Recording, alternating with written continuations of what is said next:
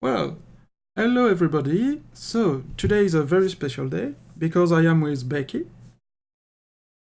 Hello. And we are going to finally do our painting challenge while asking questions. And for your memory, this is something we have discussed after we got to 300 followers on Twitter. And now we are both at more than 400, so it's pretty crazy in fact. But that's not the matter. So today, we are both going to paint exactly the same miniatures. So except it may be in the same position, but it's the same thing. It's a Necron Lychguard. And we are going to paint it with a theme. The theme is Galaxy. And my cat is approving this. And so the theme is Galaxy, and then we are going to send to each other the miniature. We are going to do a mini swap. And to add difficulties to this already challenging task, we are going to ask each other some questions and answer them, and we will have only the time of the questions to paint the mini. So it will be our job to try to be the more talkative possible, to have the more time possible to paint the miniature. Are you okay with everything I said, Becky? Yeah, that's fine. Okay, very good. I'm just finding somewhere to put my tea. Oh yes, tea. That's so English. Yeah, I like that. I like that. You can't paint without a cup of tea. Yeah. Oh, I read the tutorial of Heretic Deb today. Yes. About and she says you need a cup of coffee. Well, I have no coffee. I don't drink coffee. I don't drink coffee either. I drink a bit tea sometimes, but in fact I'm not very fond of hot beverage. Okay. No, I mostly drink water. A lot of water, but mostly water. Yeah. To be fair, it's probably healthier for you. Yeah, yes. Okay, so let's go. Do you have a preference? Do you want to start? Do you want me to start with a question? I'm not first, it's up to you. You're the one filming, so you can. Okay, so first question. Oh, yes. You will see almost half the question are the same for me and Becky, and then we will go to more personal questions. So, Becky, please, could you do a quick introduction about yourself? Yes. So obviously, I'm Becky. On Twitter, I go by Builder, which is a mashup of two. So it's a Viking name and an Anglo-Saxon name. I just kind of mashed them together and hoped they sound good, and they did. So that's that. I also do Viking reenactment. Names came from, and I also like to pole dance as well as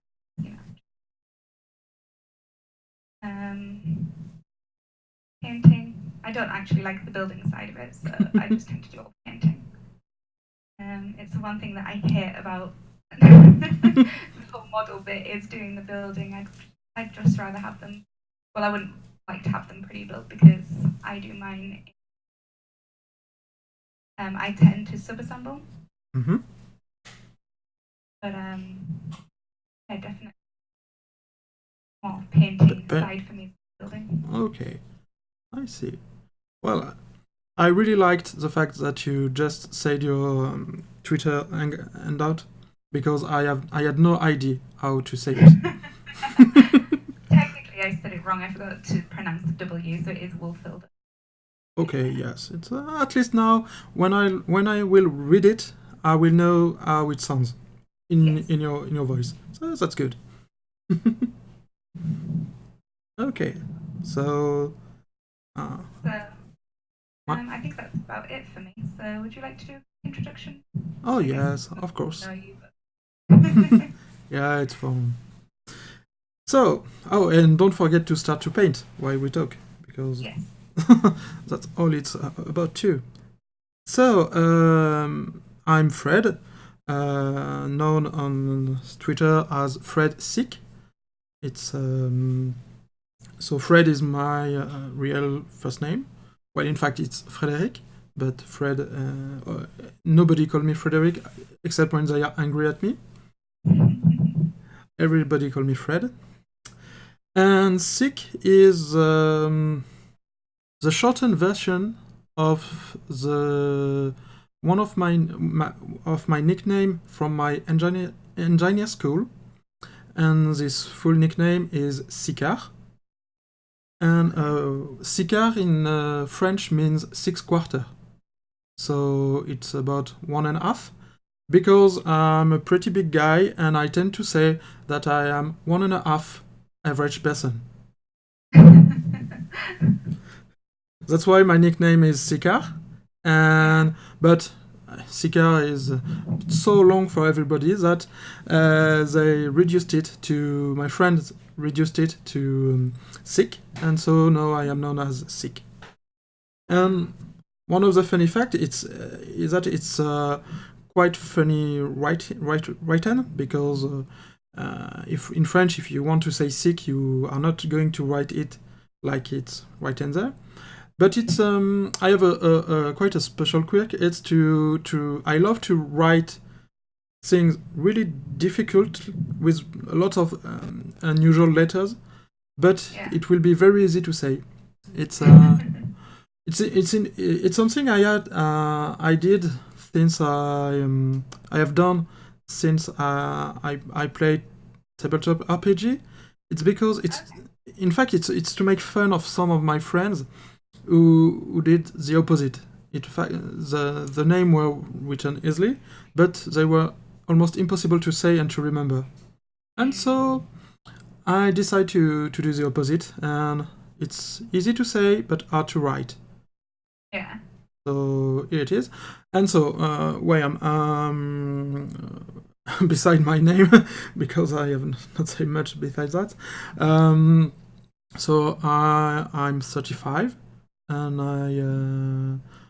I'm an all-around geek. I like everything in geek culture, what is called geek culture, because for me it's just my culture. And so I like cinema, I like movies, I like comics, I like game, I like anime, I like manga. And and my less geeky passion are I love rugby. I have played rugby for 10 years. Okay. And I also listen to metal music mostly, and a lot of movie original soundtrack. And finally, my guilty pleasure is I love American wrestling.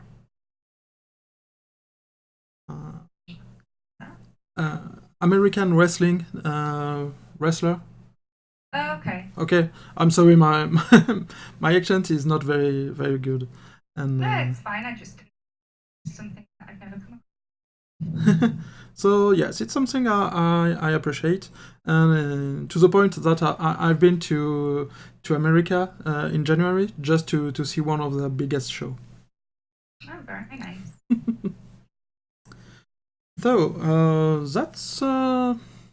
that's about me. That's a good start about me. So tell me, how did you get into the hobby? Well, it was actually Andrew, my partner, who got me into it. He's been a fan for however many years he's been a fan for now. Since he was a child, something like that. And he had space wolves when I first met him, and they didn't really interest me. I wasn't interested in them at all. I still do find them quite boring. I don't like the boxiness of them. Oh, I agree. I don't like them either. So, oh gosh, knocking over my model. At least it's not pin. So I was like, oh, well, I don't think it's going to be something that I'll be interested in. And then he managed to convince me to go to a store. Mm-hmm. And I was like, well, what can I paint in purple? And the store manager was, well, anything. And That's right. the Good Forge answer. Paint box had just come out. Mm-hmm. So I can't remember the other thing. It's with the Necrons in there. But yeah, I was just like, yes, I want these Necrons. So got into the Necrons and yeah, basically went from there, just started to fall in love with every single miniature from there except the Space Marine. Oh, So, I see. Yes, that's a good way to start. yeah.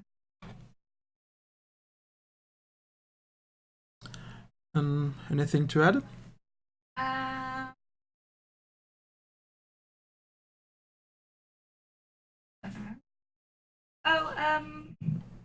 No, because that's one of the next questions actually. So yeah. Okay.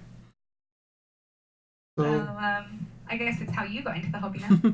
Well, it's a quite a long and interesting story. Well, all my stories are long and interesting. That's a side effect of me being a game master. I tend to speak a lot and. Hey, that's fine. That gives me even more time to paint. Yes, indeed. And so, well, I'm from a gamer family. In my family, on my father's side, almost everybody is a gamer. And in fact, my father has almost be a professional card player. Okay. And so I grew up in the middle of a lot of games, and but with one exception. My father was absolutely not into miniatures because he was not an artist. He couldn't imagine painting a miniature. Okay. So I learned. I played very young. I played a lot of games with him. I played my first war game with little cardboard unit when I was very young. And so one day I was with him in going to a game store, and that's where I saw for the first time some miniature, and they were not painted. It was at this time it was Space Crusade was just out. And have you heard about Space Crusade? The name rings a bell, but I'm not. I don't know. Well, do you see what's Warhammer Quest? I've seen a list. Okay.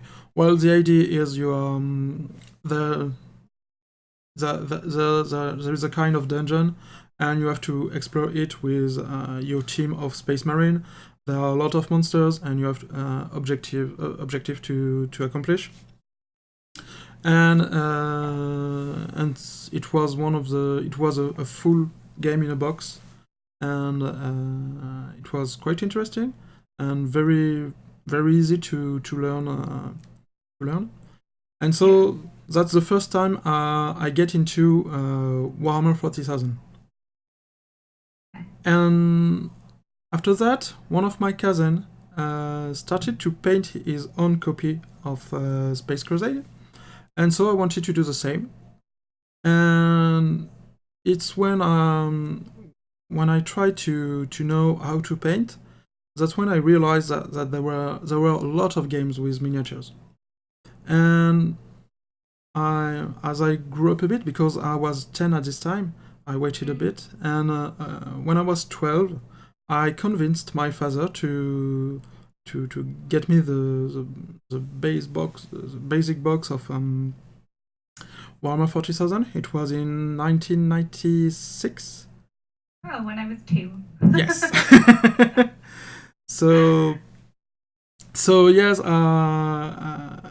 and I got the box. I took a long time to choose between Warhammer 40,000 and Warhammer Fantasy, but my choice went to Warhammer 40,000 because of Tyranids.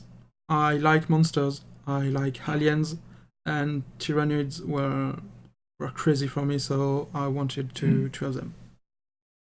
So that's how I get into the hobby, and since then I have only bought more and more models. Only way to do it. Yes. Well, I'm a bit an exception because I have never sold any of my miniatures. Okay. So I know quite a lot of people have sometimes sold them, but I never did.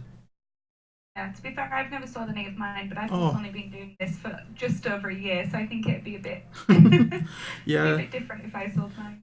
Give you a little time, and maybe it will. Yeah. It will come to you. So, what do you prefer in the hobby?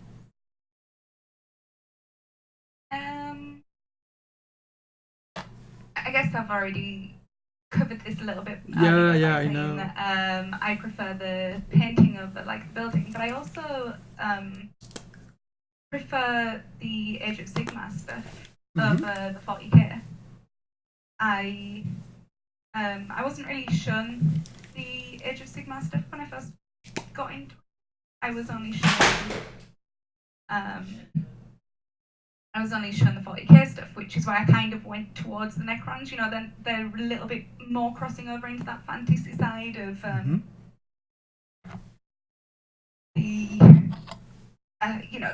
Yes. They don't really have, they're reanimated. Yes, so, yes. They are a bit. Kind of a little bit more into the fantasy too. I mean, they're still very much sci-fi, but they do cross over more into that fantasy side for me. Basically, they are the undead of the future. Yeah. And yeah, I just really love the painting. I love getting all that detail, and I like the different poses that you can get when building the models. But actually, building the models, I find, can be quite tedious, and I'm not really into the fiddly side of it. I don't like if something goes wrong with the painting, you can usually cover it up. When it goes wrong with the building, probably screwed up and you can't fix it again. So I like to be able to fix things. I like to spend a lot of time on the detail. Like, I think my kill team, I wasn't really that big into the community. I'd barely been on Twitter at this point. I didn't join Twitter as soon as I started. I was on I joined about half the year into it. And I asked some, I think it was Storm who I was talking to, Stormgrad Games. Yes. And he was like, oh, well, you just do some Necron compound and dry brush them, and there you go, it's all done. And I'm like, no, I can't do that. That just isn't me. I have to spend hours just perfecting these models. And yeah, this challenge is going to be difficult for me because I very much like to do a lot of detail, so I'm having to plan very carefully with this one. But yeah, I think we should be okay. But yeah, so I'm definitely more fantasy than yeah, definitely more fantasy than the sci-fi 40k stuff. Okay. I see. Just a moment. I just realized I was painting not in front of the cam. Oh, because I forgot to move my chair closer. Oh no. Okay, so yes. Your turn. What do you prefer in the hobby? Oh well, I think I'm a gamer first. So what I prefer is playing the game. Yeah. but I really also like all the lore around the game because it talks to my imagination, and that's something really important for me. Yeah. And so it's a bit strange because I say I'm a gamer first, but I've painted a lot of miniatures, built a lot of miniatures, and in fact, it's because I have a simple rule. It's I never play with an unpainted mini. Oh, okay. So as I want to play, I paint.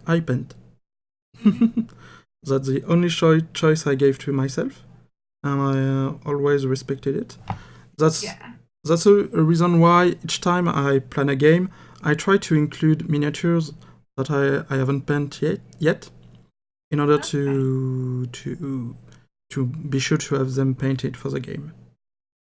That's the way I trick myself into painting when I'm not motivated.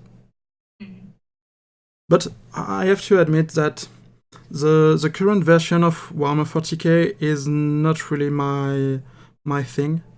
It's I prefer the previous version, but I'm really happy with the new Apocalypse extensions. That which in fact the new Apocalypse is a new game. It's not. It's really something really different. Yeah.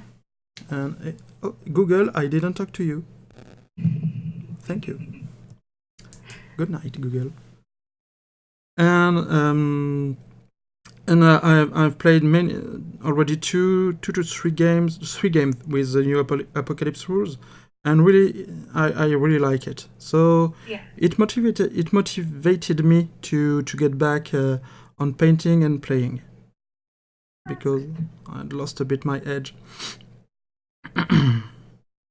So yes, that's why what I prefer in the hobby. And so, how big is your current collection? My current collection is a bit of a funny one. I have more than a full army of Sylvaneth at this point. I think it's because I have 3 of the Start Collecting boxes. That's a lot. 3 boxes of Dryads. Ilthari. I'm so bad with names. It's okay. Ilthari's Guardians and Endless Spells and Tree Revenants. So I actually end up with 96 Dryads, which is more Dryads than I'll probably ever need. But you know, one can never have too many Dryads. My Necron army is really much of an army at the moment. I've probably got about 1,000 points worth of Necrons, but I also have the Corvus Cabal, which I have to be very careful saying now because me and my friends have turned it into a joke where we say every other word that isn't Cabal. We had like 20 minutes yesterday where we were just calling it Cable and everything else to wind Andrew up. So, I have Corvus Cabal, and I also have the Eshigan for Necromunda. And nice. My next big purchase is going to be Blood Bowl. So, yeah, it's a bit of a weird mix of stuff. It's not bad for somebody who's only been in the hobby for it's very good. Over a year. Very good, in fact.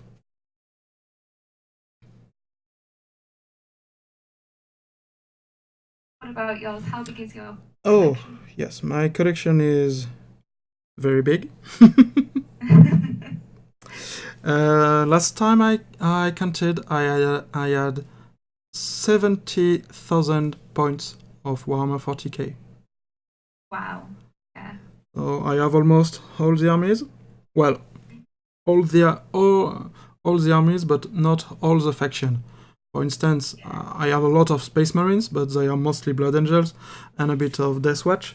But I don't have Space Wolves. I don't have Ultramarines. I don't have. I only have one kind of each.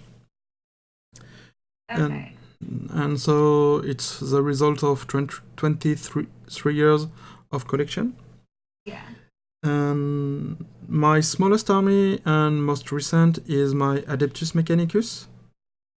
And I have about 2,000 points. And just that small army. yes, I know. It's always that's a small one. But well, it's Adeptus Mechanicus as there are knights. I include knights in them, so okay. It grows quite fast. But Warhammer 40k is not my only game. I have also Blood Bowl, and I have 5 teams for Blood Bowl. Okay. I have also well, I'm going to stay with Games Workshop for now. I have also War Master. It was a game in the almost 20 years ago, and it was a small scale game. You play full regiment and very tiny miniatures, and I have an High Elves army and an Undead army. Yeah. I have also a Vansar gang for Necromunda. Okay. What else?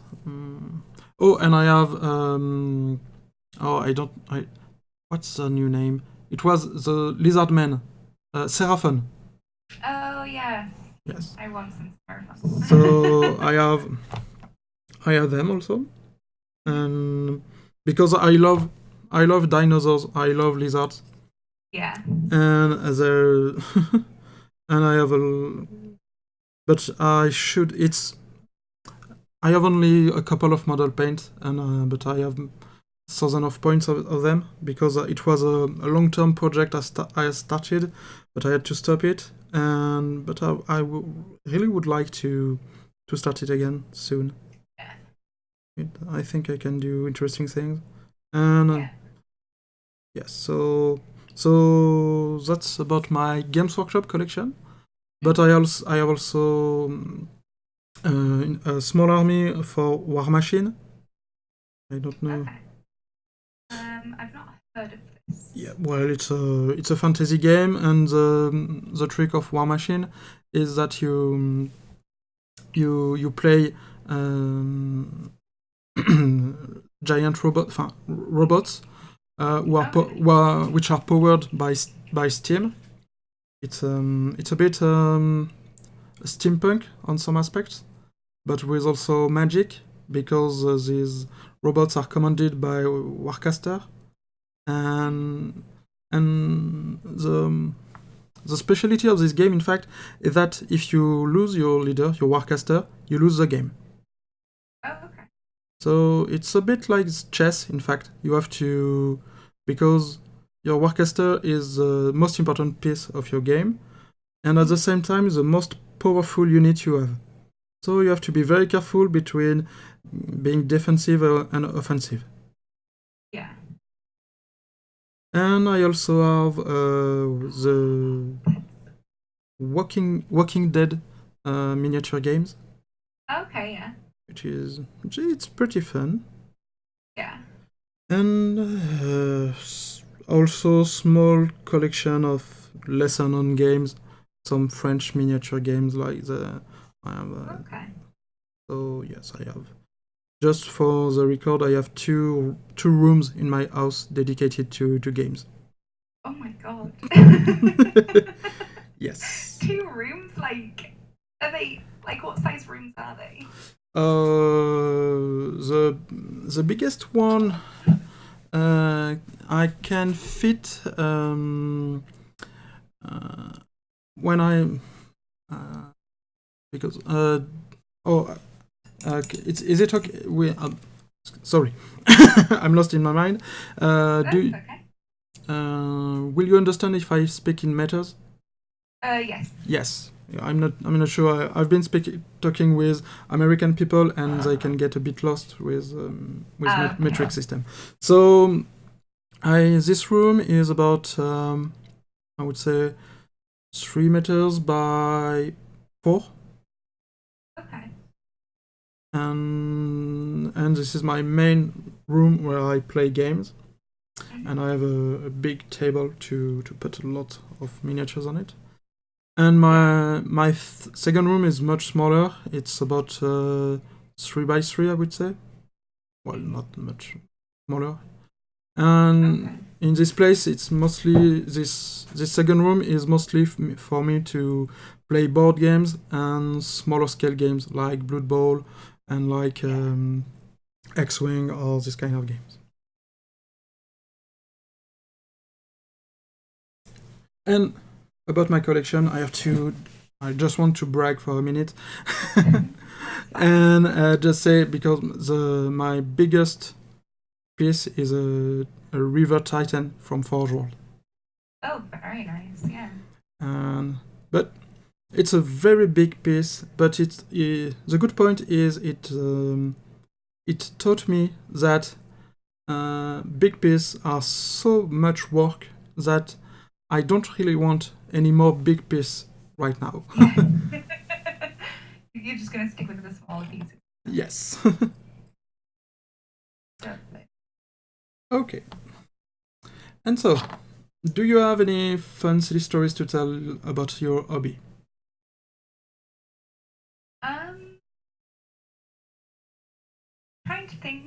I've been trying to think of this one, and I don't really have any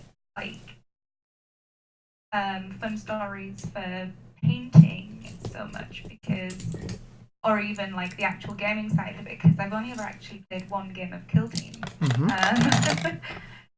But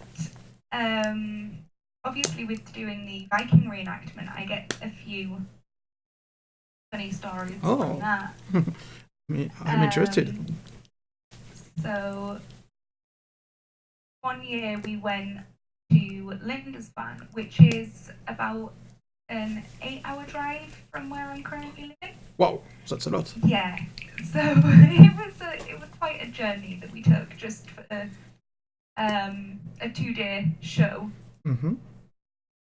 But we ended up on this island, and my friends were doing an acting piece, because we all get into character and we all do certain things. And oh no, sorry, I thought I caught something with something. I'm all good. Okay, good. The friends that I was with, they have 3 children of their own, 3 daughters, and we were doing the acting, and we'd all gotten. The priest comes around and he's all like, "Oh, do you have any children to be sold to the church?"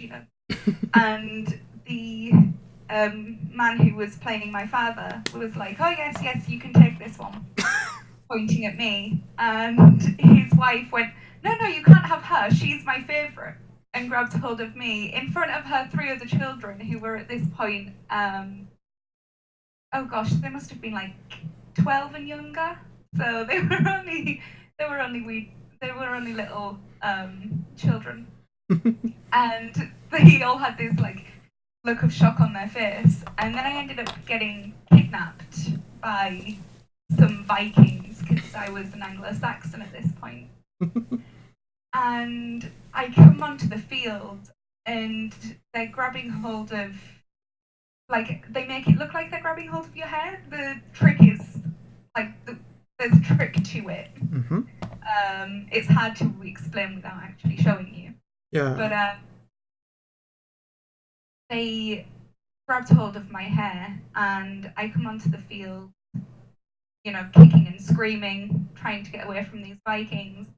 And just in the background, my partner's on the field as a warrior. And you hear this bellow, scream across the field, "That's my wife!" And my friends who were watching at the time, they were stood behind a man who was a local, and he turns around to the person he was with and goes, "He's not from round here." And my friends just cracked up because obviously Andrew has quite a southern accent. I don't know if you can hear him. I have heard something, but I don't understand. Yeah, no, it's fine. He was just showing off his accent, but he's very like well spoken compared to people in the north who tend to be a little bit not. No offense to anybody who may be watching. I am northern myself, so I say some words that southerners don't always understand. But yeah, so that's one of my little funny stories for being a reenactor. Well, that's a good story. Thank you. Okay, so I suppose it's my turn. Yes, you're funny. Okay, so well, my most famous city story is about a streak of bad luck. It was during a game. I had 5 Blood Angel Terminators. They were facing 20 Gwats. You know, the small green guy who are with the orcs, with Gretchins. Yeah. And so I was pretty confident, and I was playing with my father, and he told me, "Well, I'm shooting at your Terminators with my Gretchins. Okay, go. Enjoy yourself." And he shot. He hit. He wins. And I had to take 5 armor saves. And well, Terminators have 2+ armor, so I was very confident. I just roll the dice, and guess what? 5-1. Oh no. Yes. Yes, 5-1. A whole unit of Terminators wiped by 20 Gretchins. Oh. So that's well, it taught me that I shouldn't trust too much statistics. Yeah. It was a good lesson. Mm. Oh, pain on my thumb. Oh,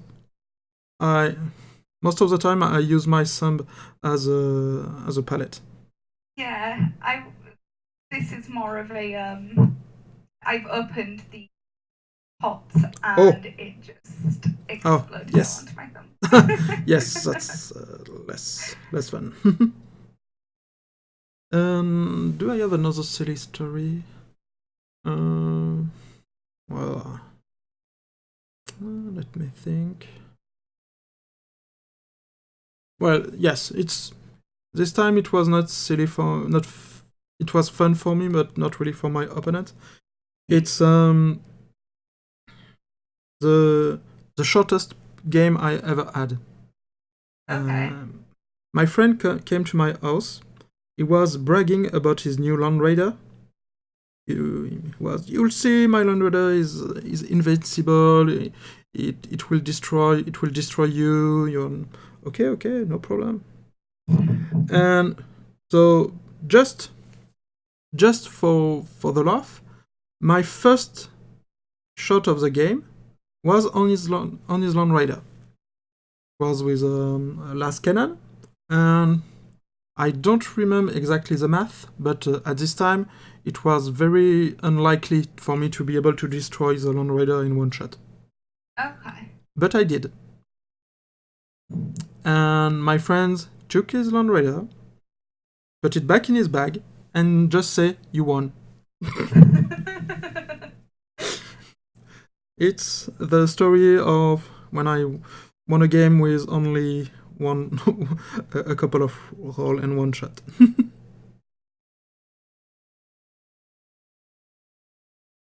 Okay. So, next question. Oh, any favorite faction you want to talk about?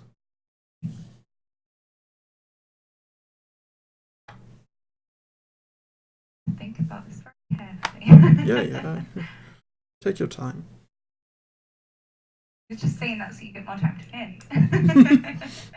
Oh, absolutely not. How far are you actually? Have you got on to doing any of the galaxy yet? No, I am. Right now, I'm on the body of the Lychguard. Okay. I just finished the metal parts. I've put some purple, and I was about to do some gold stuff. I keep the shield and the galaxy for later. Yeah. And you? I'm kind of working in different stages. I've done his sword, and I'm just about to start on his galaxy on the shield. Because there's bits of the metal on his body that need to dry before I can do any more of his body. So, different stages. Hopefully I'll have enough time for it. Same here. But favorite faction. So I already know it's not the Space Wolves. Yeah, definitely not the Space. It's in a way like it's the Sylvanet. Like I've just been. I don't know a lot of the lore at the moment. That's something that I'm struggling to like learn and pick up on. I take a while to retain information. It needs to be. I'm not much of a. I read, but I find it easier to retain information when it's told to me rather than when I read it. But I've just been reading the children's books that the Black Library have released, which are very good, like outlines into the lore, and you know they're obviously broken down so that kids can understand them, but then they're also they're made up so that you know they don't hide any of the gory details from them either. You know, they don't try to make it seem like it's a wonderful place to live and everybody wants to live there. Yes, I see. And then yeah, like learning a lot about the Sylvanet and how they work, and yeah, just like how protective they are of everything. Like obviously you see the pictures of when nature takes over, and I think it's just such a like it's definitely something that's passed over on to like the Sylvanet. You know, they will take over if they need to. They won't intervene with human business, but if you come and, you know, disturb them, then you probably shouldn't have, because they're not going to be very happy with you. And yeah, I just think it's I really like that kind of message behind it. I like that they're so willing to put that out there and talk about the nature side. Have that as a like faction, you know, something that's so protective of where it is and the environment around it. I see. And it's kind of looking out for itself rather than trying to please. I see. Well, I am not very good with AOS lore. I am much better at the old Warhammer Fantasy lore. Yeah. But I have to say the Sylvanet have such a unique style. I really like them. Yeah. And Alarielle is a wonderful miniature.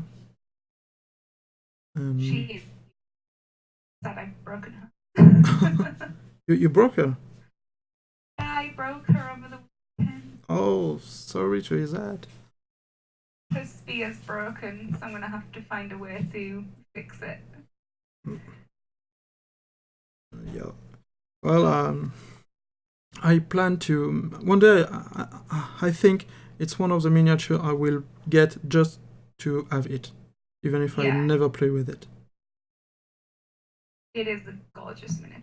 Yes. But I can't get all the miniature which are gorgeous because just because they are gorgeous, it would be too much.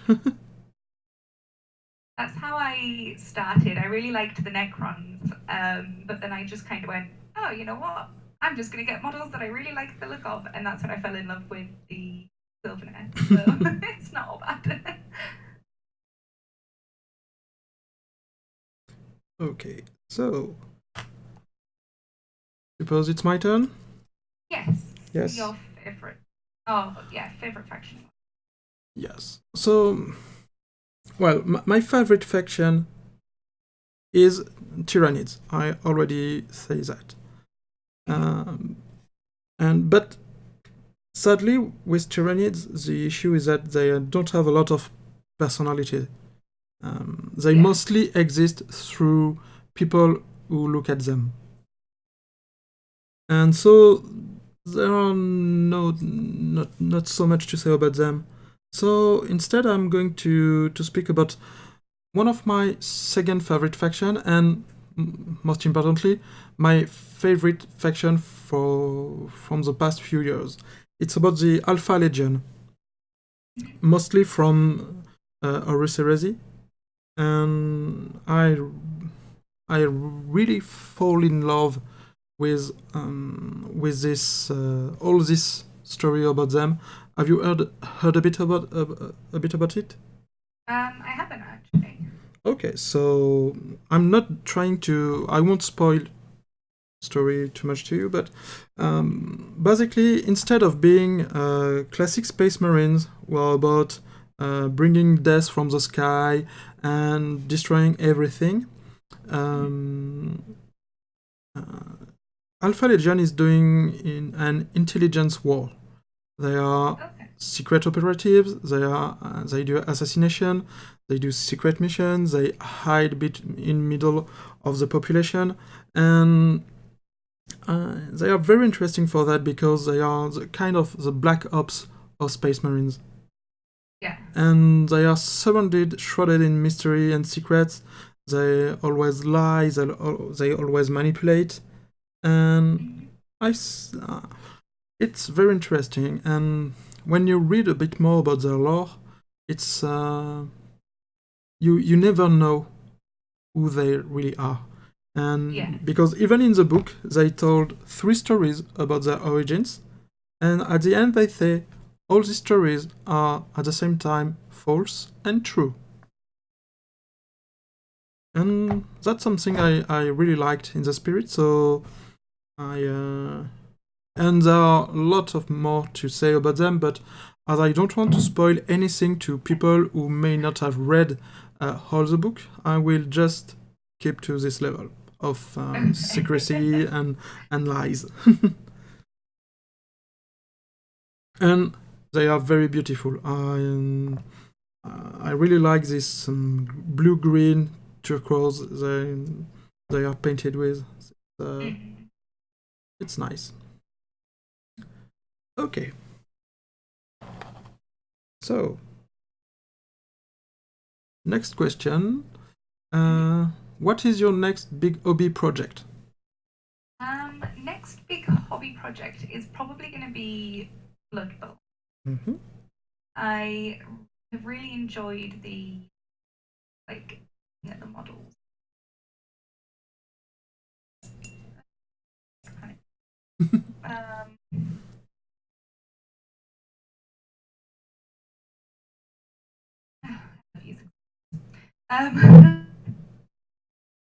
so I've really enjoyed looking at the model, and I really like having a game that is just so like silly and out there. You know, it's not so completely serious. It just kind of, it doesn't take itself so seriously. Yes, I see what you mean. Yeah, and yeah, I just really like that, and I want to have, and I love the models because I want the Elfheim Eagles, and their cheerleaders are just absolutely gorgeous. Yes, they are absolutely. some of the most beautiful models I think that Games Workshop have brought out, and yeah, I'm just completely obsessed with them. So, but I have to get through my backlog first. I have to at least get my Necromunda painted up, because I've had that since March in bits on my table. It's based, I just haven't bothered to paint it. Yeah, I want to get at least Necromunda Alariel finished, and my Necron Doom croissant. That needs to be finished before I can think about buying Blood Bowl. I see. But I'm hopefully going to get it done because we're doing a meetup in May. So I'm hoping to get those done by then, because then I can go into Forge World and buy it and get the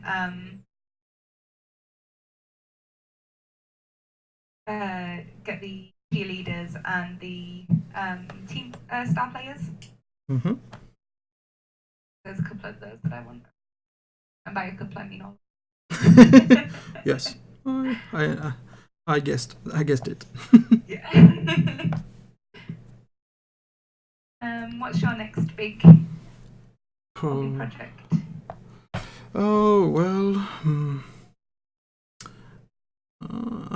I think it's going to be a Genistellar Cult army.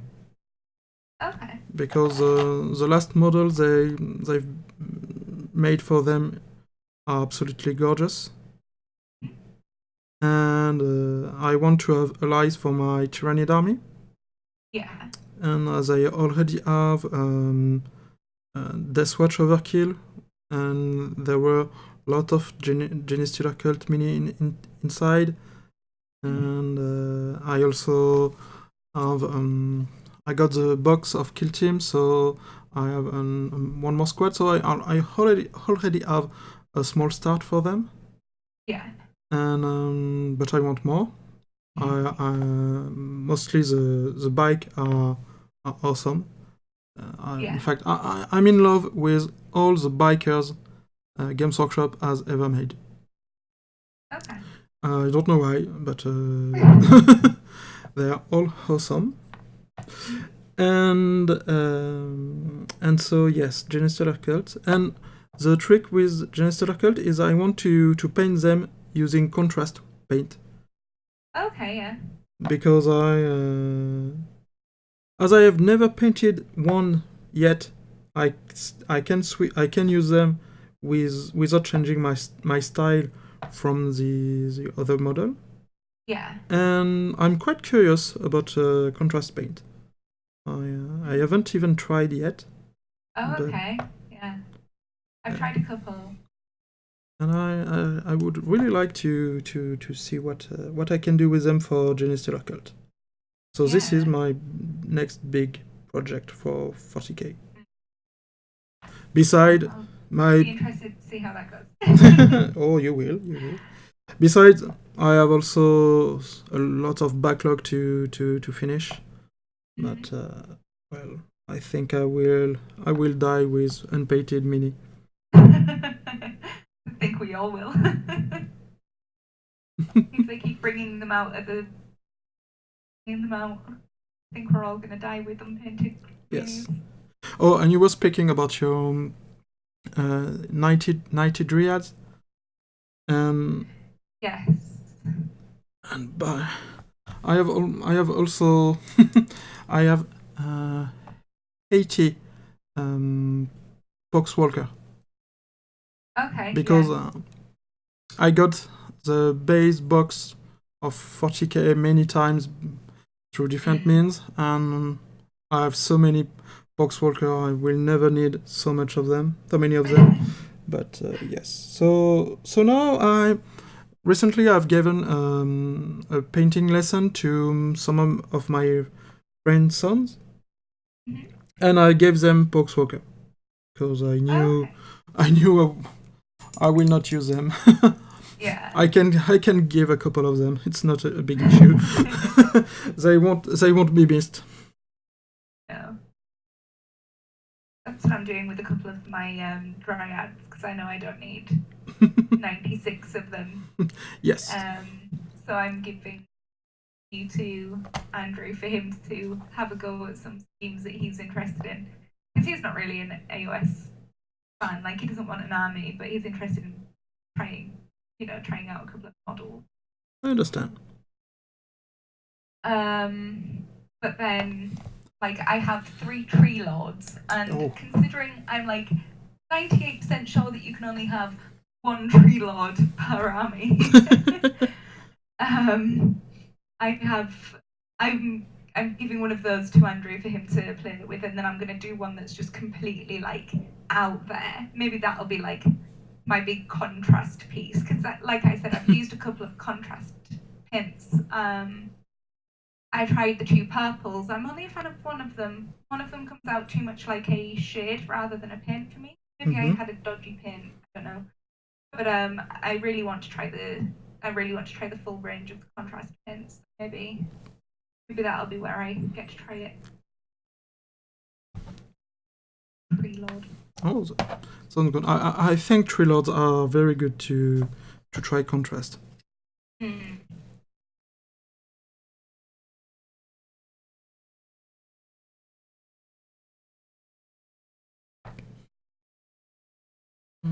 Sorry, I'm focusing on the small details. So I'm okay. Then I will go for the next question.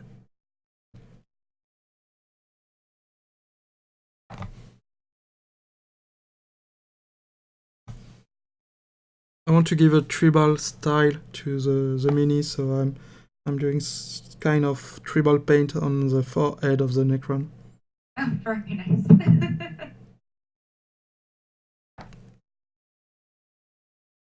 I feel like you're going to put my shame, but I do have a very special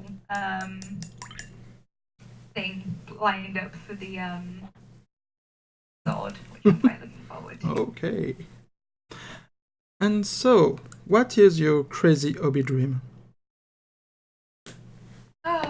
See, I have a few crazy hobby dreams because I obviously have this hobby, which I'd love to have my painting, or like at least feel like my painting is good enough to enter some of the competitions, like the Golden Demon competition that they just had.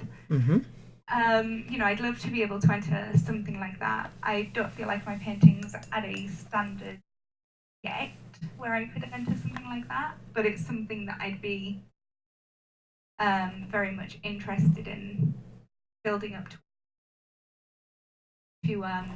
get it there. But then I also have the pole dancing, and I'd very much love to be able to compete with that as well. Really go all out with it and be able to do all the flips and moves that I see all the others, like, because I follow a lot of people on Instagram and stuff like that, and I just, I'd like to be able to do that. I understand.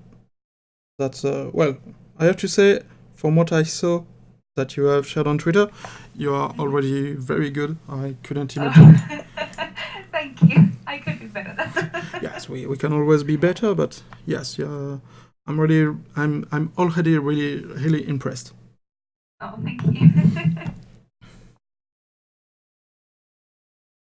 Yeah, I'll be going again tomorrow, actually.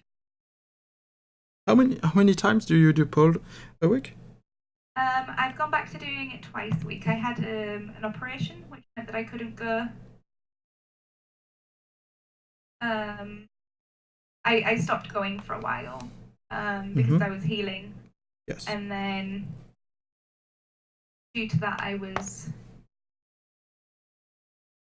then just didn't feel like going as much. But yeah, I'm definitely looking forward to like going on one. So yeah, back to twice a week for me. Very good. And I will ask the question because I think I have a question about Paul at one point. So That's fine. So yes, my turn about Crazy Hobby Dream.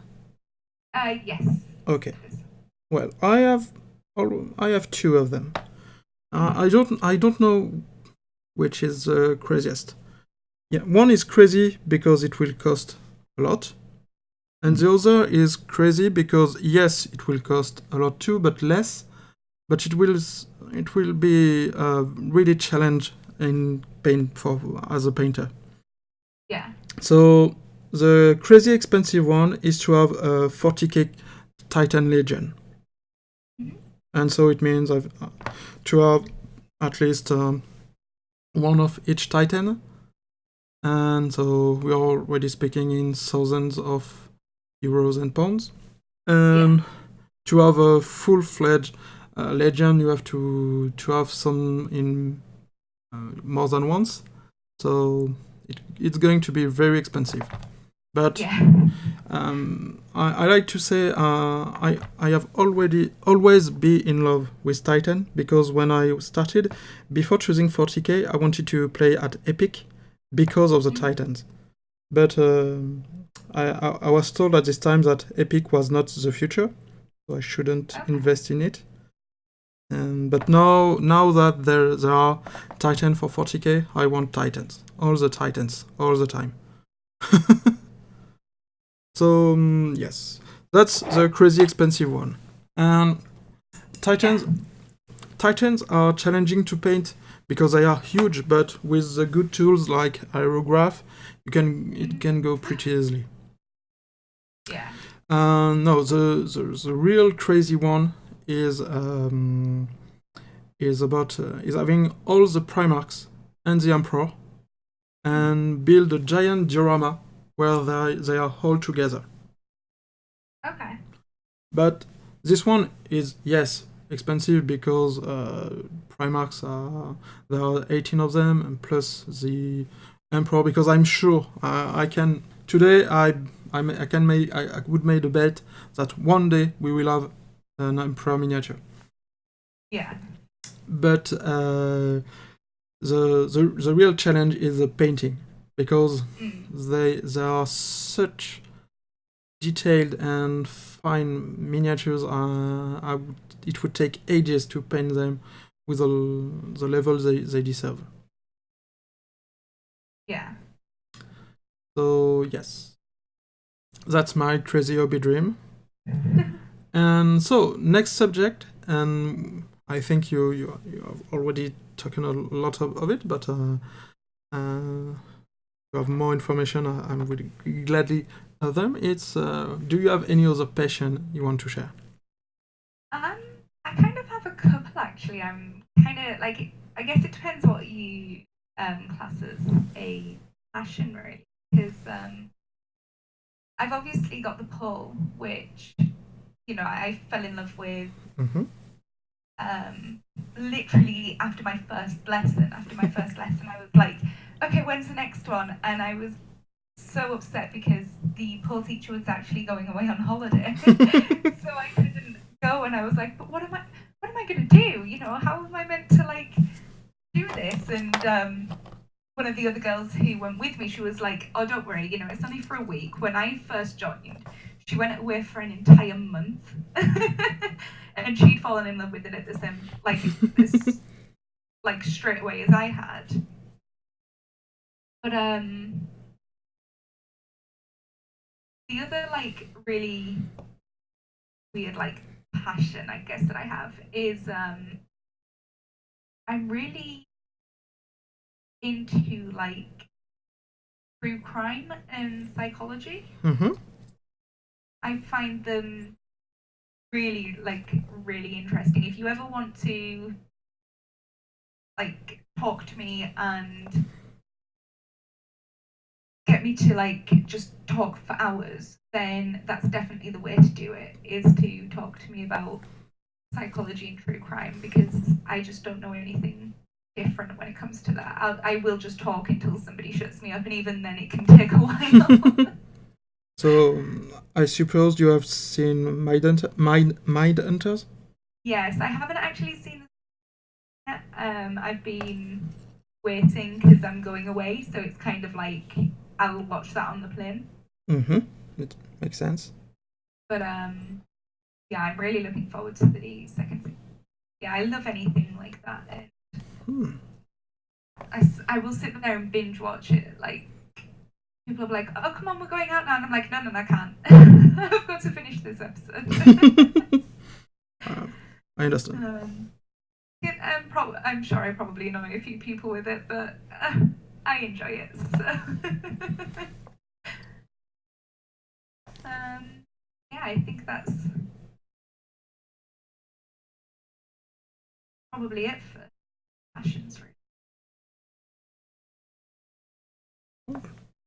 That's I like people with passion, because I have a lot mine on my side, and it's I think it's a really good thing to really enjoy, to really love some activities.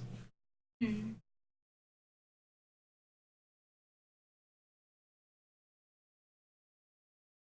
Is everything okay on your side for the painting? Oh yeah, sorry, I got distracted by these stars. Yeah, everything's good. Good. Me too. Good.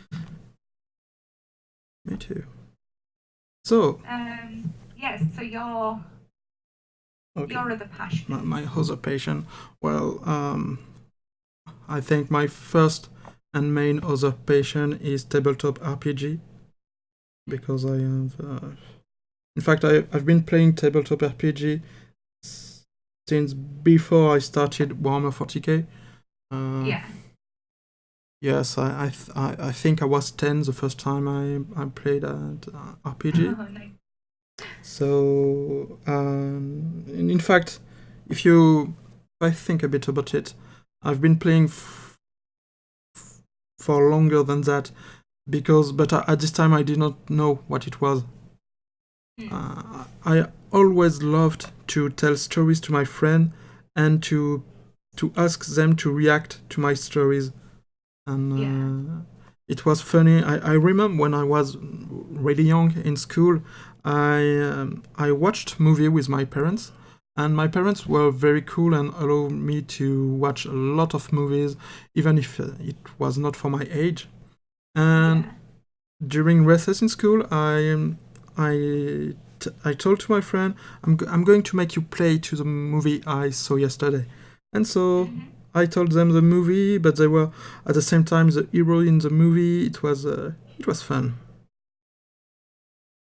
And I have done that all my life. So yes, RPG, role playing game, and being game master is something I really, really enjoy. During my scholarship, I have created a gaming club in all the place I were, just to be able to find other people play RPG and to play with them, and that's where you are going to see that our age difference can mean something. When I was in high school, when I was there was no internet. It was less present, less wide, and less open. And so, if you want, I couldn't find people on internet, so I had to search, to publish little little text on my school to glue them on the wall. I'm looking for RPG player. It was another time. Yeah. And so I created gaming club, and it was I really invest a lot of time into it. But it was worse, and to this day I still keep going on playing. Around me I have a lot of RPG players, so yes, I'm pretty happy with that, and it's something I would like to grow a bit on Twitter, because these past few years RPG have become again something very huge thanks to D&D. Yeah. But the fun part is that everybody is only talking about D&D. And in my RPG career, I would say D&D is less than 5% of the game I've played. There are so many more games, and I really would like to show people that there are other settings, there are other ways to play RPG and to have fun. And I'm not saying that D&D is bad. I'm just saying that D&D is not made for everything. Yeah, definitely. Because I mean, technically, I've never actually played actual D&D. I've only ever, I played another one, but I can't remember the name. But most of my interactions have all been Pathfinder, so it's always quite funny when everybody's sat there talking about D&D, because I'm like, I don't.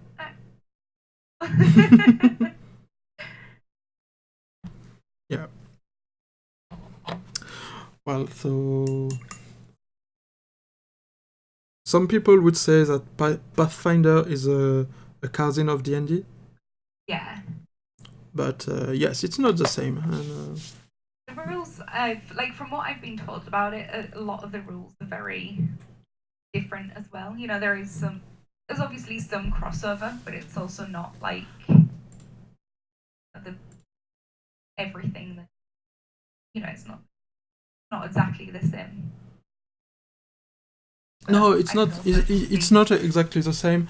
Well, it's if I don't want to say something wrong, but I think it's based on a earlier version of D&D. Yeah, I think it is. And not the current one. Yeah, third edition, I think. Yes, I think it's the third. Yeah. And oh gosh, I hate the third edition so much. Well, yeah, I've not really had any issues with Pathfinder. I think they basically went, we're going to make Pathfinder, but we're going to make third edition D&D, but better and worse at the same time. Is what I've gathered from talking to people who actually have played both. But I've really enjoyed it, and like we've managed to get a couple of my friends who've never played it before, they're into it now as well, and so it's just been really, you know, it's really cool to have something like that to share with friends. Yes, that's right. That's right. Okay, so next question.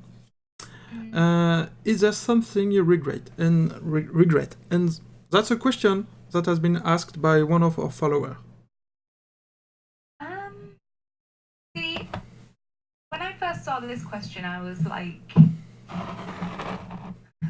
you know, there's a whole bunch of things that I could say that I regret. But honestly, every single thing that's happened in my life has been a teaching experience in one way or another.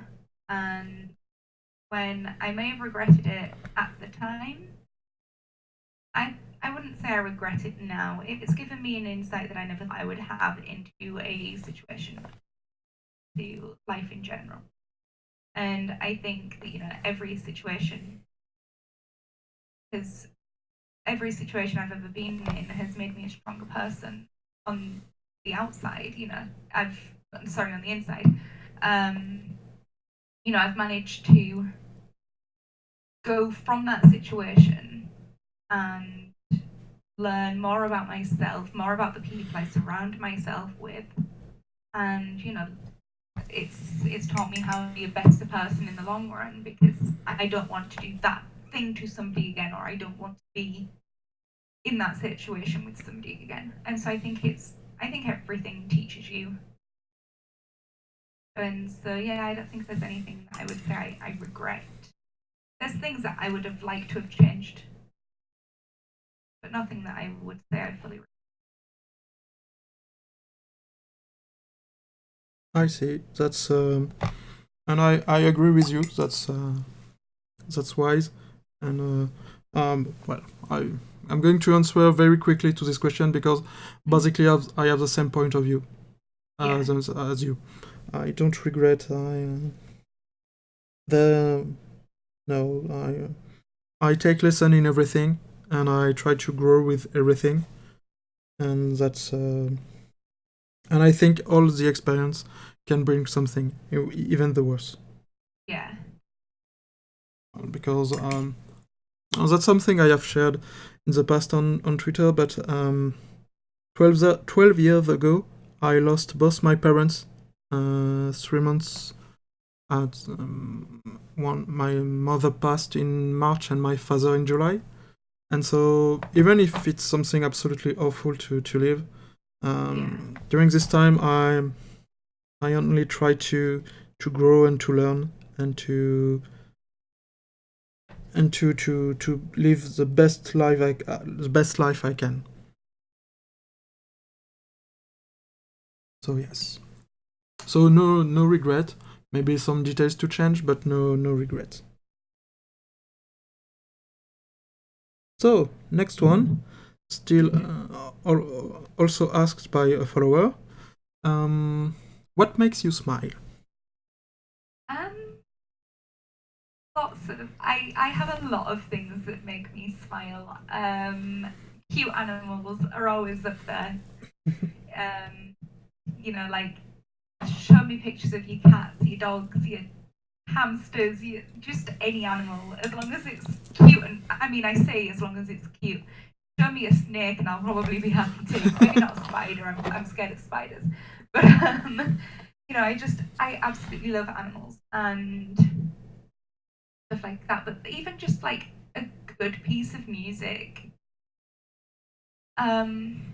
Like, I've never really had that thing where a sad bit of music will make me sad. As long as it's a good piece of music, I tend to, it will make me happy in the long run.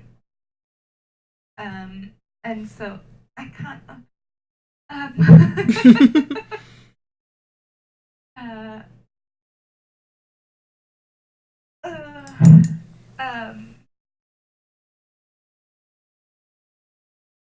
Okay, that's gonna have to wait a second. But yeah, I'm actually very easy to make smile.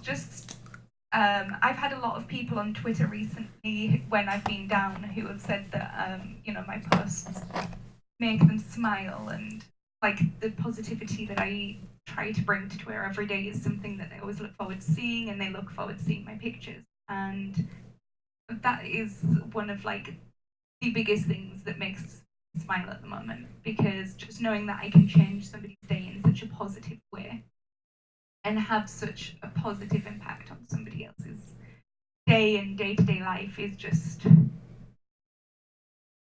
amazing. It's mind-blowing to me, and if I can do that every day, even if it's just something so small, how their morning is or how their day is going to be,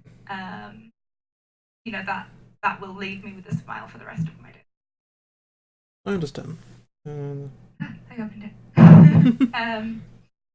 Yeah, I think that's my little list for now. Okay. Well. What things make you smile then? Oh.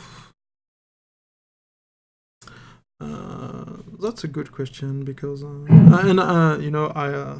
have this question in mind for a while, and a lot of things make me smile, but I think the thing which will always make me smile is when a friend reach me just to check on me. Yeah. That's something because in my daily life, and you may have seen it while we were organizing everything, I tend to be very bossy and very. I'm the one who takes the initiative. I'm the one who go to reach people, and sometimes I just like that people come to me, and Yeah. and even if it's the smallest intention, it makes me always so happy and always put a big smile on my face. Aww. So yes, that's something that makes me smile. But and I want to react to something you said. Indeed, the fact that being positive and on Twitter and bringing smile on people's face and is something which I really like too. And I have heard a lot of times that Twitter was very toxic, was very awful, and that's why I like to bring some positivity and good time on Twitter for everybody to make this place a safe place. We have we are very lucky to have a good community because, and I mean it, warmongers are a good community, and I think it's a good thing to bring people a bit of joy in people because honestly there are a lot of people who looks sometimes sad on Twitter, and I just want to hug them all and say it's okay, you are not alone, and you are a good person, and and so wait a second, I have to say good night to my wife. Okay. Good night.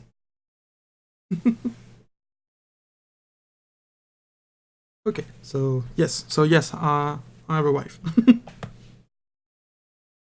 And so yes, so bringing joy in people is something which is really good also. Okay. It's hard to talk when you are focusing on small details. Okay. So I'll give myself a minute. And next question. I've done a thing where I've kind of like merged, kind of merged our little color schemes together. So you're gonna have a little bit of you're gonna have a little bit of me in your color scheme. Good, very good. It's only very subtle, but it's there, and I'm so proud of it. Oh, very good. It's important to be proud of what you have done. Yeah, I'm gonna move the shield out of the way though because it's making everything heavy, and I'm done with it. Well, I haven't started the shield yet.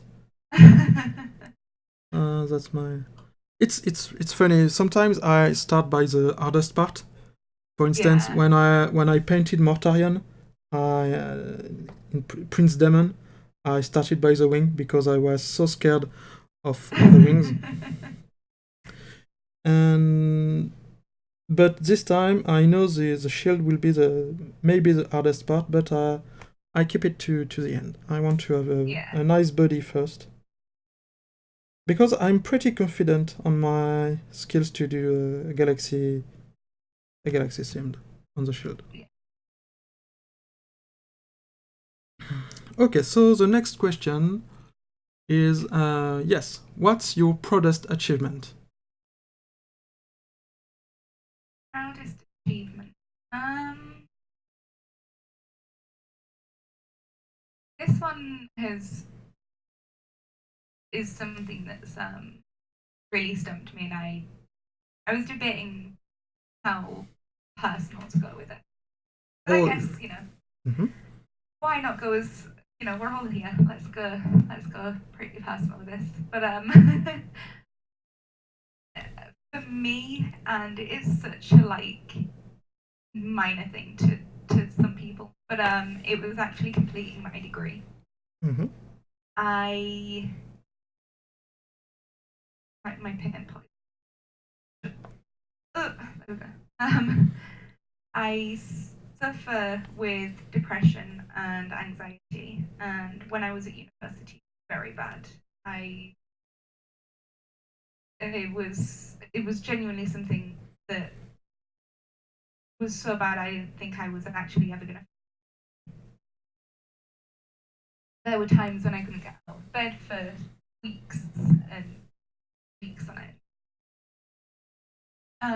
And so to actually finish my degree, even though I had to get an extension and I had to do this and do that to get there, just actually finishing it and being proud of the content that I created for my dissertation and stuff like that. Just meant the world, really. Just being able to tell everyone that I did actually complete a degree and I have managed to finish a course that I started. Yeah, I think that's probably my proudest achievement. Well, that's great. Congratulations. Yeah, that was like 3 years ago now. Well, Oh. something else which makes a difference between us. I've been working for 12 years now. Yeah. I'd say only 3 for me, but I guess I was working beforehand as well. I worked in a restaurant before I went. Yeah. Oh, I think actually I'm gonna have the second proudest before because I still don't think I've had many hobby related ones, but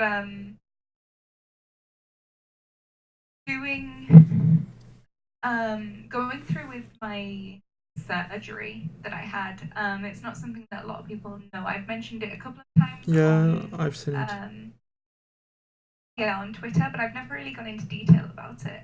And it was basically a jaw surgery, which they moved my bottom jaw forwards and they moved my top jaw further up into my skull.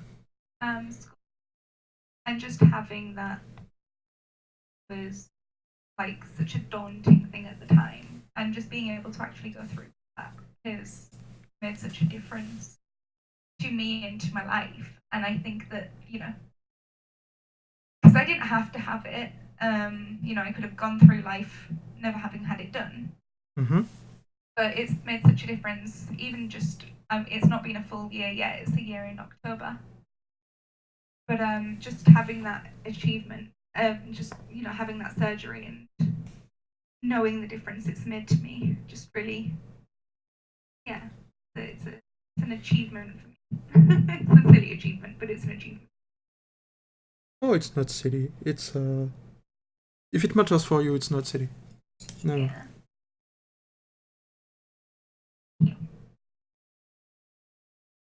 I'm also very bad at taking comments. I know. I get you. And thank you for opening up. Well, so I think it's my turn. Well, so going to put the brush aside because it's what's my proudest achievement? It's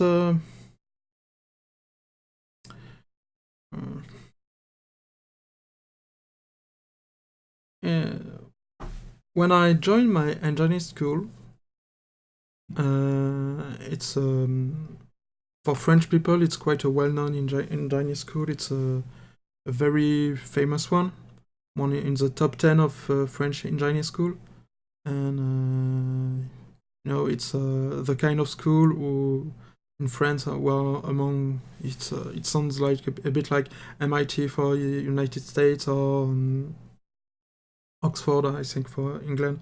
Well, really prestigious school. So I went there, and this place is very special because there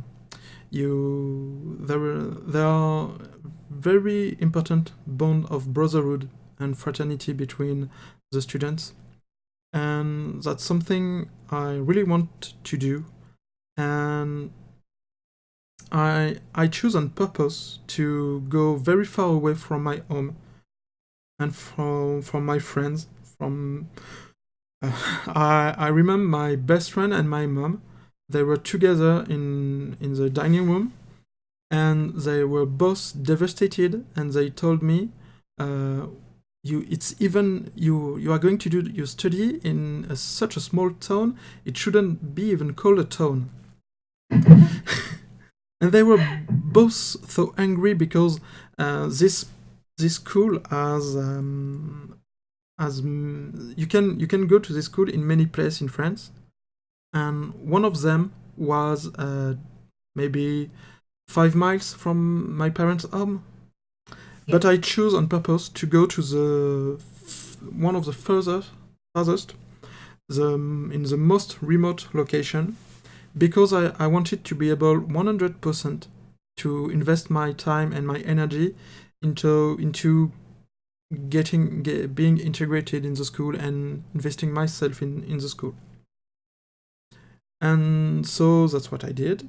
And one day my father, after a big party in the school, he was here because parents were invited. It was a celebration to mark the fact that indeed we were integrated into the school. And my father told me with tears in the eyes that he understood my choice and was proud of me. Aww. And that's really something I'm very proud of. And after my mom told me the same thing, it took more time to her to understand, but she told me the same, and it's something I'm very glad to have done, because it was not the easiest path. I had to deal with people I loved who were angry at me, but I think I made the right choice, and today I'm still very happy to have done it, and still very good relationship with all schoolmates. For instance, in May, I've been during 3 days in south of France, and we were more than 100 of my promotion, which is 164. Yeah. And we were gathering together to spend the weekend because it was we had entered the school 15 years ago. Okay. So it was pretty crazy, big party. It was awesome. Yeah. So, and that's why this place is really important for me, and that's why all my Adeptus Mechanicus army is dedicated to my friend from this engineer school. I don't know if you have read what I've written about this, but it's a huge thing for me. Yeah. So yes, that's one of my proudest achievements, and the other, because it's the fact, as I've said earlier, I lost both my parents when I was 22, and it's I'm proud of it. It's not really fun, but the fact that I have been able to go through everything and to start my life even during this hard time, because I want to thank all my friends, all my family who have been around me and who have helped me to go through this. But I've been able to start working, to start living my life and having good relationship. And when because I have no sister nor brother, so I could have been very alone, and Yeah. I never been. So that's good. Proud of you too. Thank you. So, your next question, and I know this is where we are going to. Which? Okay, so who or what gave you the idea to shave your head for charity? So I have a lecturer from the university that I attended. She wasn't actually my lecturer, but I've met her and we all get along really well. But she's been doing a lot of work. She actually has the Twitter Horse of Yore. Yeah. Oh, it's her. Yeah. Oh, I know her. Yeah. So, yeah. Well, I know her too in person. Oh, that's awesome. Well, if Yeah. if you see her again, tell her I really like what she do, what she does. Yeah, I will do. But she has done a lot of work with this charity, and she's spent so long, trying to raise awareness for sex work and sex workers and stuff like that. And this charity in particular is Leeds based, which is where I was born. It's where I grew up until the age of 7, and it's where I then went to university. So I have a lot of connection with Leeds anyway. And I was like, I'd like to do something for charity. I'm always, trying to be generous with everything that I do. And one thing that I've never really done is given to charity. I've put like a couple of pound into boxes every now and again, but I've never really done anything big. And even though I do pull, I'm really not a active person. I hate running. I hate any type of sport. Like I just don't understand it, and I don't physically see myself in doing any of these sports either. I'm not built for sports in general. So I was like, well, I'm not going to do a run or a walk because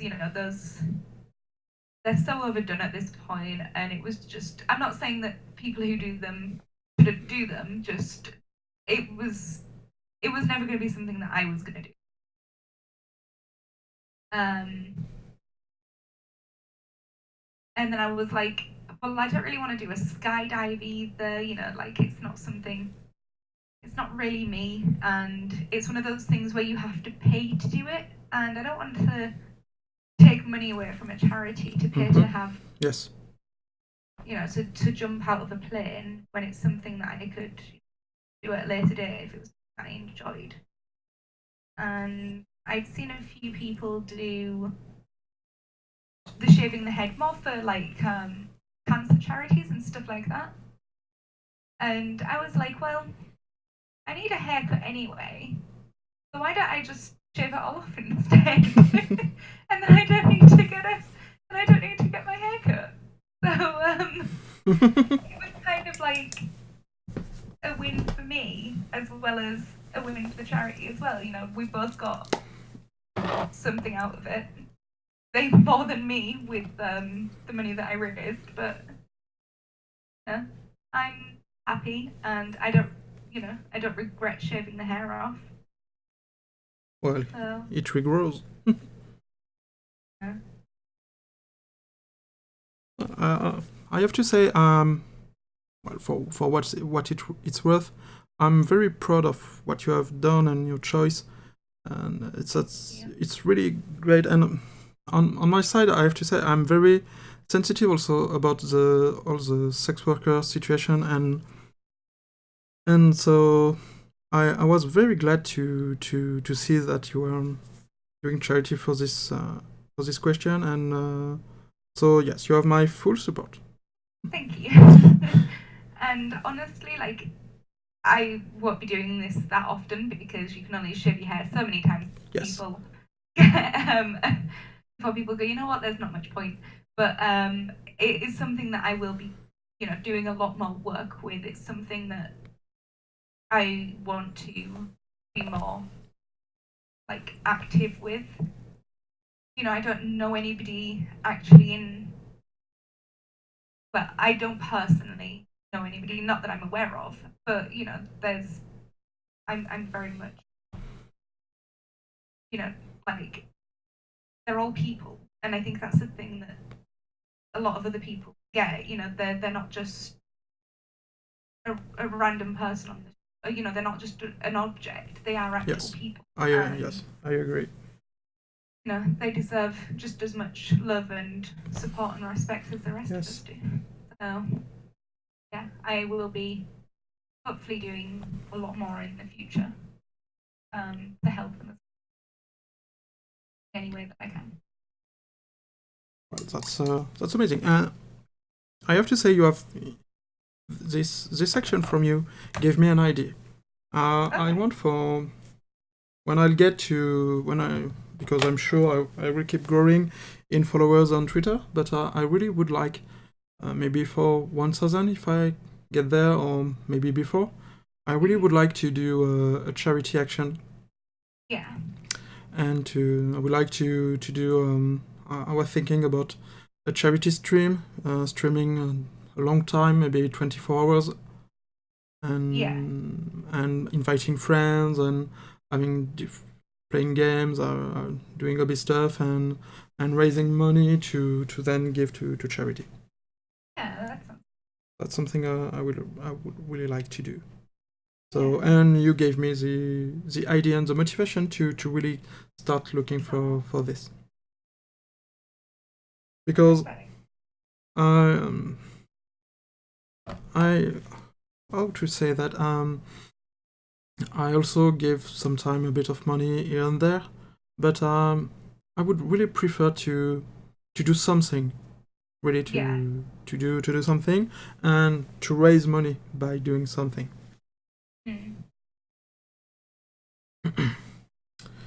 Okay, so thank you for your answer. It's okay, I need to find yours now. Yeah, so do you have a favorite tabletop RPG to DM or to even play? Or maybe one of each. Okay. One that you love to DM and one. Well, first, it has to be known that I am mostly a dungeon master. So, I think I have DM 90% of the time, I would say. So, and yes, I have a favorite TTRPG. It's called Cyberpunk, and it's quite funny because Cyberpunk has been during a long time quite an obscure game, because it is pretty old. It's a RPG from the 90s, and it was well known. It was well known among the RPG community, but outside nobody have ever heard of it. But it's my favorite game ever. And what's funny is that I don't know if you have heard about it, but there is a new video game called Cyberpunk 2077, which is going to be out in 2020. And since the game has been announced, a lot of spotlight has been put on Cyberpunk, and I enjoy it.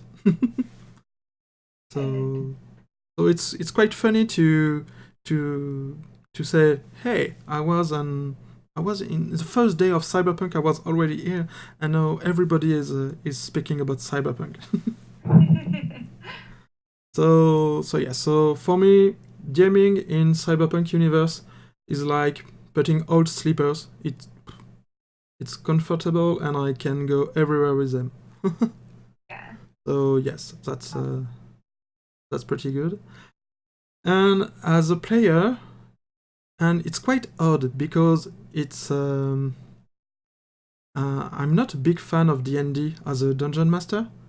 Yeah. Mostly because I think DMing classic fantasy is boring for me. For me, I will not speak for them, but I get really bored DMing classic fantasy. That's why when I DM D&D, it's always in strange setting. But as a player, a good old D&D is my kind of stuff. That's fair enough. So yes, I like to play D&D. Well, not all the version of D&D. For instance, I really hate 3rd edition. Yeah. And I never tried 4th. 5th is good, but my favorite one is 2nd edition. Okay. So, and for you, We're almost getting to the end. We're gonna have to slow down. yeah. Well, don't worry. There are some of them where I can speak during hours. That's good. If I really want. So next question. It's a bit the joke question. Was Magnus wrong? See, up until today, I didn't even know who Magnus was. So I had to do a little bit of reading on this one. And honestly, I'm still not 100% sure whether or not he was wrong, whether he was correct. I would need to do a lot more reading on it to give a fully solid answer. But from the information that I've been given, it seems that there was maybe a lack of communication somewhere. He may have done some things, like, there are some things that he definitely did wrong with or without the lack of communication, but I also think that, you can't entirely put the blame on somebody who's not being given the full story either. So I think that's one that's definitely open to interpretation. Well, that's a very diplomatic answer. I like it. And yes, it's a good way to say the story. Lack of communication. Yes.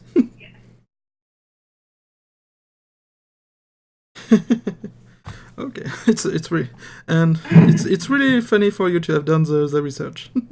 Yeah, well, I didn't want to just be like, who is Magnus? Yeah, I don't know who Magnus is. I wanted to come and be able to give you at least a bit of an answer. So I tried my best. Yeah, very good. Congratulations, very good. Thank you. Your question. Yeah, what's the funniest thing that's happened during one of your roles? Either when you've been DMing or when you've been a player. I know you're not a player often, but one of the funniest things. Yes. The funniest thing ever happened was during it was an exchange between two players during a game of Cyberpunk. One of the players was playing an engineer, and he was trying to understand how worked a strange weapon. Well, they were on Mars. They were on secret mission on Mars because nobody on Earth knew that there were people on Mars. They were hiding there, and they were trying to understand the technology of Mars people. And so the engineer, the engineer was studying, and it was really, really hard. And so he was role-playing his character, getting more and more stressed and angry to not understand. And so one of the issues with these weapons is that inside the weapon, the inside of the weapon was under a specific pressure. And if the pressure changed from 1 millibar. Do you know what is a millibar? No. No, because I don't think it's quite hard to tell in English because it's I think it's a French unit. So Okay. well, basically a millibar is the same thing a millimeter is for pressure. Okay, right. Okay. And so it's a tiny amount of pressure inside the weapon. And he was struggling to find a way to open the gun without changing the pressure. And one of the other character, playing his character, came to see the engineer and told him, "Come on, guy, come on, buddy, let's take your night off, and we should go to a bar instead of working." And then my friend playing the engineer just snapped out and said and screamed, "It's not a bar, it's a millibar!" And it was so genuinely in character that the whole table laughed for at least 20 minutes. It was perfect. The perfect exchange, the perfect joke in the middle of a tense situation.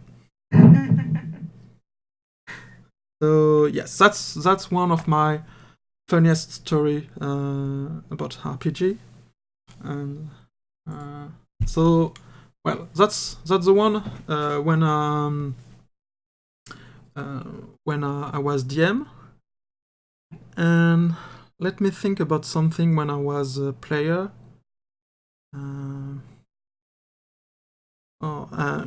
Yes, have you ever? Do you know the old cartoon Captain Planet? No. Well, basically, it's the story of a group of young people who are trying to avoid planet to be polluted, and when they have too many issues, each one of them are the ring linked to an element: water, air, fire, water, fire, earth, and the last one is art for love. And so when they have a big issue, they join all their power, and it brings Captain Planet with a superhero. And so during one game, we were playing at Nephilim, and in Nephilim you play as elemental magic creatures incarnate into human. And there are 5 elements, and so at one point we went into crazy mode, and we decided we were the Planeteers from Captain Planet, the young, and we tried to invoke Captain Planet using our powers. And it was in the middle of a convention, so there were a lot of people around us, and we were screaming in the room, doing exactly like the character in the cartoon. Everybody was looking at us, and when we finished our invocation, the DM jumped on the table and screamed, "I am here to save the planet, Captain Planet!" And all the room, there were hundreds of people, and everybody laughed and clapped. It was it was so funny, and it's a very good memory of the situation.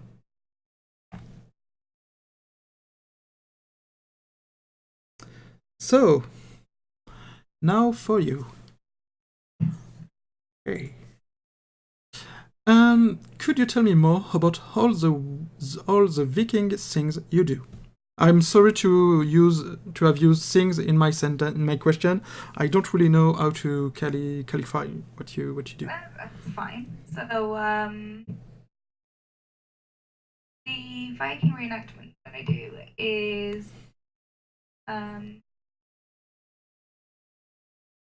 we obviously know that the Vikings invaded Britain. The places that we were invaded and so we reenact some of the battles that would have taken place. One of the biggest ones, obviously, is Haste, where the Normans came over, and the huge battle that took place there. And yeah, so we dress up in authentic, or at least as close to authentic as we can find. We don't get very many textile finds because textiles don't survive very long in the ground, especially not in the UK, because we have very shit soil and we just don't have the right environment for keeping things. Whereas, in Sweden, I think it was, or Norway more recently, there was a tinderbox found, which is a little wooden box wrapped with 2 leather straps, and inside of it is some more little bits of wood that, by the looks of it, would have been carried around for people to easily make fires and stuff like that. Something that we didn't even know existed before this one box was found. We didn't know that they would have done something like that. So we show these things to the public. We teach them that the Vikings did not, in fact, have horned helmets. Yes, the famous horned helmet. And we show them a lot of, obviously we do the big battles and stuff like that, but then we also have the living history side of it. And we do crafts, stuff like that. So you have medicine women who are showing medicines that they would have used, and some of them would still work today. Some of them have still worked today. I mean, there was that recent discovery for MRSA, that's the one. I'm glad there's somebody listening. And that's one of the treatments that would have been used, and it's treating a modern day illness. Okay. And then we also have, people will show. So I tend to do drop spindle, or I use a drop spindle, which is spinning but without a wheel, because the spinning wheel wasn't invented yet. And basically it's just a little wooden stick with a round weight on it, which is usually also made from wood but has been found and made from clay. And you basically drop it and you get the raw sheep's wool and you just spin it round and round to get the really fine thread. Okay. And yeah, so we do loads of crafts. Basically, if it was around, you'll see it on the field if you ever come to one of the shows. So, and we have a lot of fun. We are very different to Lab in the fact that we don't do this all night. We don't stay in character from waking up until going to sleep. We start at around 10 and finish at around 5, and that's how long our characters for. Which is good for us because for me in particular, it would probably drive me insane. I enjoy being able to take a break and just talk about day-to-day things with friends, because we have people from up and down the country that we don't see. We might only see them once or twice a year. When we went up to Whitby, there was people there that I hadn't seen since the last Whitby show. So, it's nice to actually catch up with these people. Obviously with Facebook and stuff like that, it's easier to keep in contact with. Yes, but just sometimes, there's just sometimes things that you don't think to mention, or things that you forget, and actually being face to face with the person, you get to talk about it. Yes. Share things with them. Yes, I see what you mean. Oh. Yeah, that's about it. That's great. It's in France we have a lot of this kind of reenactments. Sorry, Yeah. it's not easy to say in English for me. Okay. But It's not easy for me either. it's more about medieval times and Yeah. and it's always in medieval city where there were castle and all this kind of stuff, and we have a lot of this and people, and there are also a lot of people in costume trying to share the real life of this time and to break all the false idea we may have from this period. Yeah. So it's very very interesting. I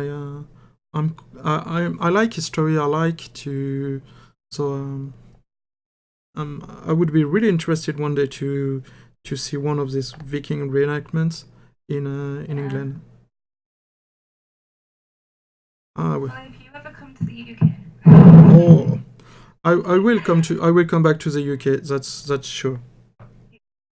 Yes, because I so I'm living with someone who is vegetarian, and it's pretty hard to be vegetarian in France. Yeah. We have a big culture of meat, and so it's really not easy. But we have already been twice in England, and in England it's in UK it's really easy. Yeah. To be vegetarian. So there's always vegetarian restaurants and vegetarian options. So yes, we are going to come back just because it's the only way for me and her to have good time outside of France. Yeah. We almost never go anymore to restaurant in France. Yes, so we go to our neighbor. Last summer we went to Germany. It was very good also for vegetarian. But we really want to go again to UK.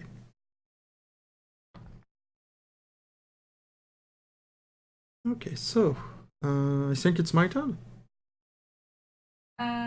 If you have finished. Yes. So number 15. Yeah. Do you have a favorite character? So, like literally any of them, maybe even one of your own, one of your players, an NPC that you created, or. I have many favorite characters. I'm really bad. It's funny because I told the same thing today to someone else. I'm really bad at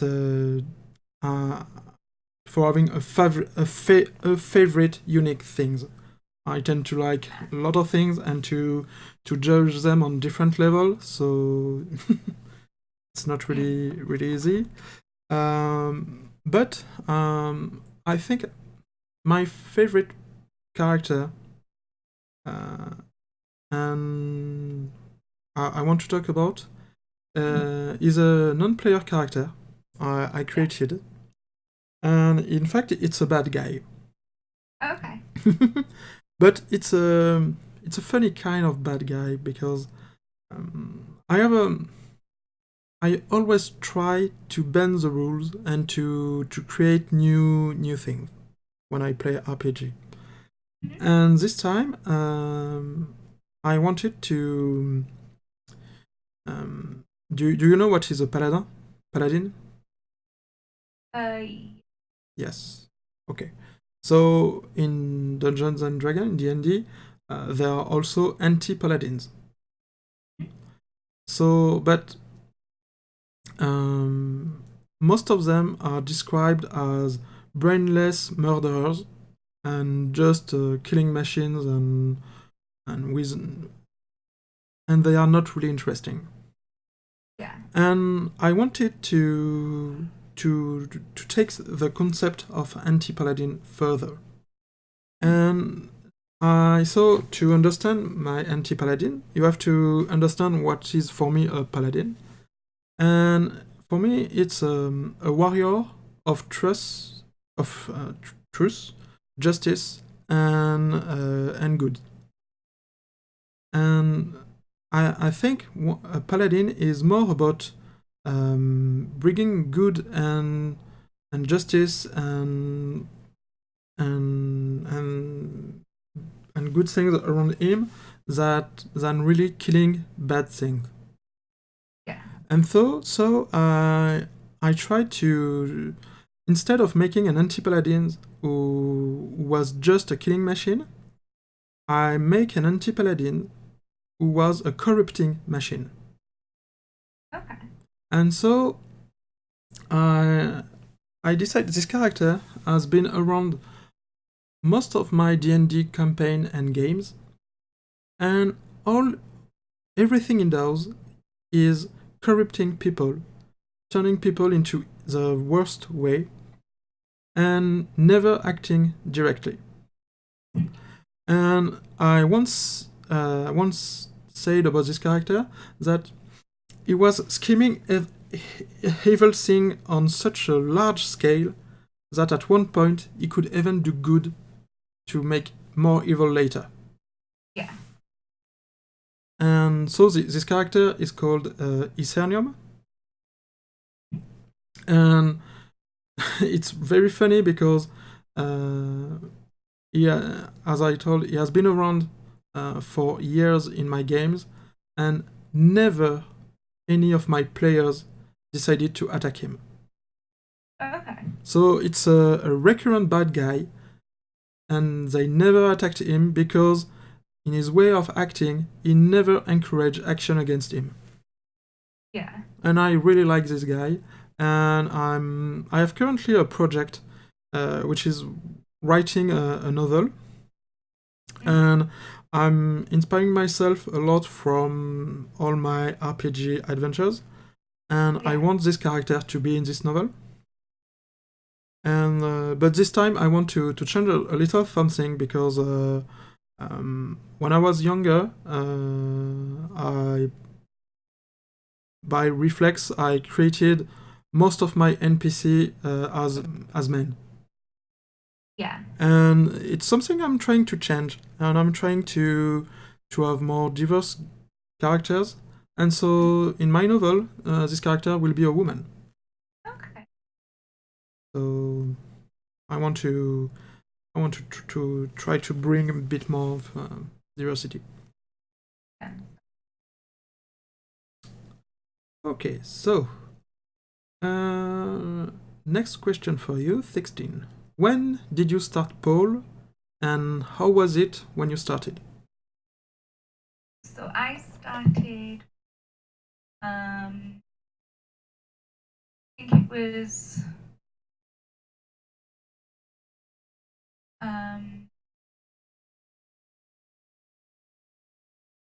it was about March last year. Mm-hmm. And I touched on this briefly to begin with, but I absolutely loved it. I fell in love with it pretty much straight away. You know, there was no like. I just absolutely loved everything. You know, the things that my body could do, and knowing that my body could bend and twist into these shapes that, I mean, I never even thought possible. I was never a particularly bendy child. I could never do the splits or anything like that. And I still can't do the splits, but I can make it look like I can do the splits. But, you know, just being able to pull my entire body up and, you know, just using my arm and being able to go upside down with that, and like just having that sense of control and freedom over my own body and understanding exactly how it works. And yeah, that was just amazing for me. I mean, it hurt a lot, and it still hurts now. Like, I come home with some impressive bruises, both on, you know, my arms, my thighs, my feet. If you like, my hands are my hands used to be incredibly soft, and now they're just calluses everywhere. But I would never change it. Like, I just absolutely love it so much. And I never really thought that I would get to where I am now. Like, I'm still not where I would like to be. That isn't helped by taking so much time off for operations and that. But actually being where I am, I never thought I would get there. And I just knew that it was something that I would carry on doing because it's something that I absolutely loved. And it gave me something to work towards. Nobody else was in control of except for me. And like how much I could push my own body, and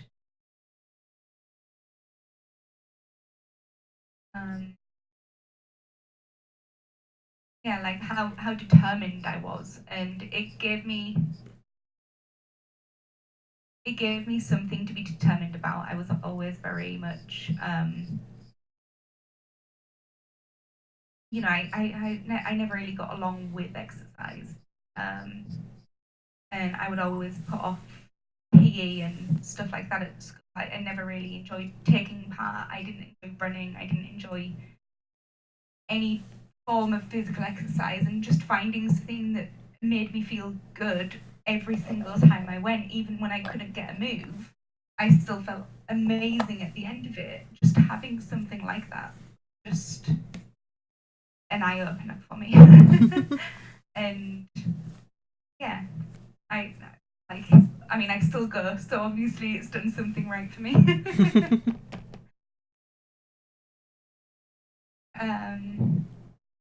But yeah, I love some of the names as well. Like, you know, you look at the moves that people do on the pole and you're like, oh, well, you know, it's probably called something simple like an upside down flip, but then you realize that it's something called hello boys, which is, you know, you have your legs open whilst you're sat on the pole. And, you know, it's just silly stuff like that, and I absolutely love it. I think, you know, it's such a great thing to do.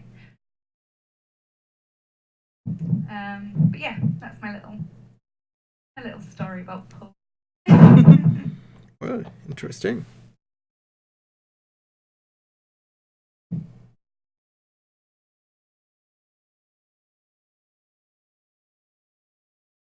I think that's it, unless you have anything else you want. No, it's yes. Little question. Is it not frightening at first?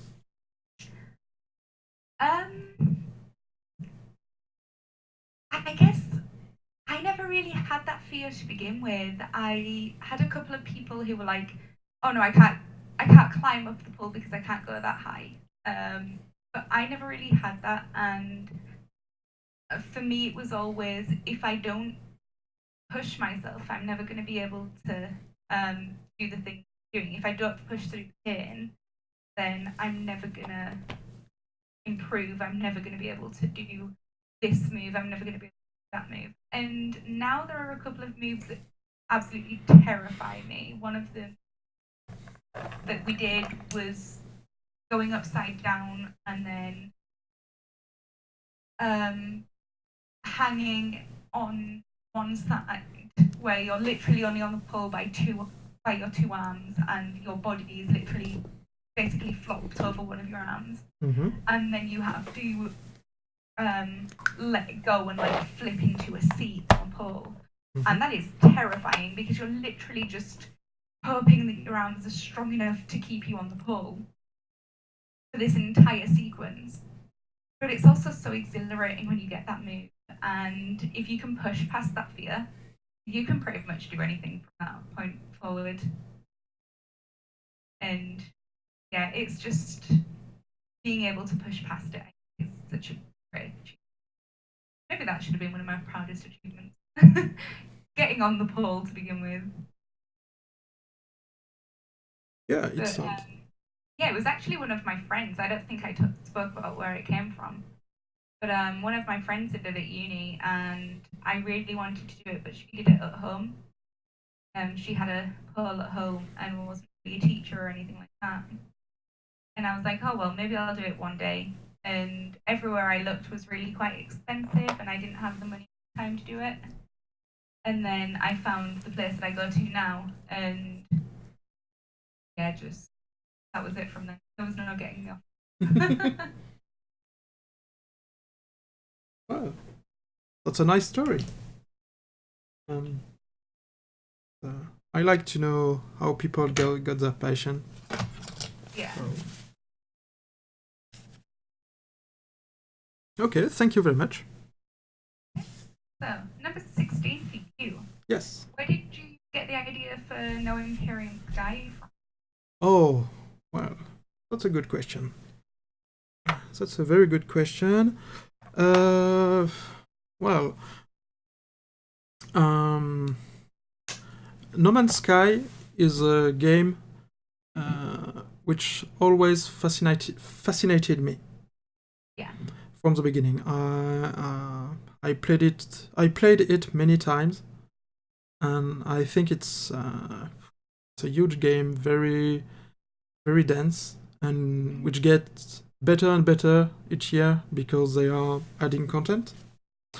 But it's also a game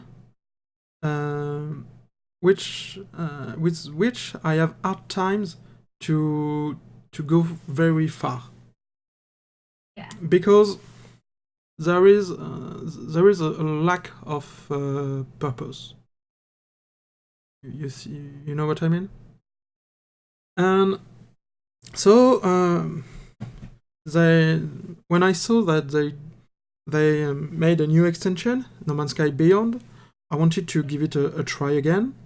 But this time I wanted to add myself some purpose into the game, and that's where the idea of and what if I was playing as a rogue trader from 40k into No Man's Sky? It would force me to make choice I would not if I play by myself, and it will give me a sense of purpose.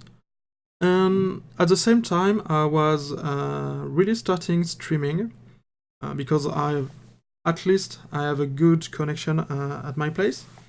Yeah.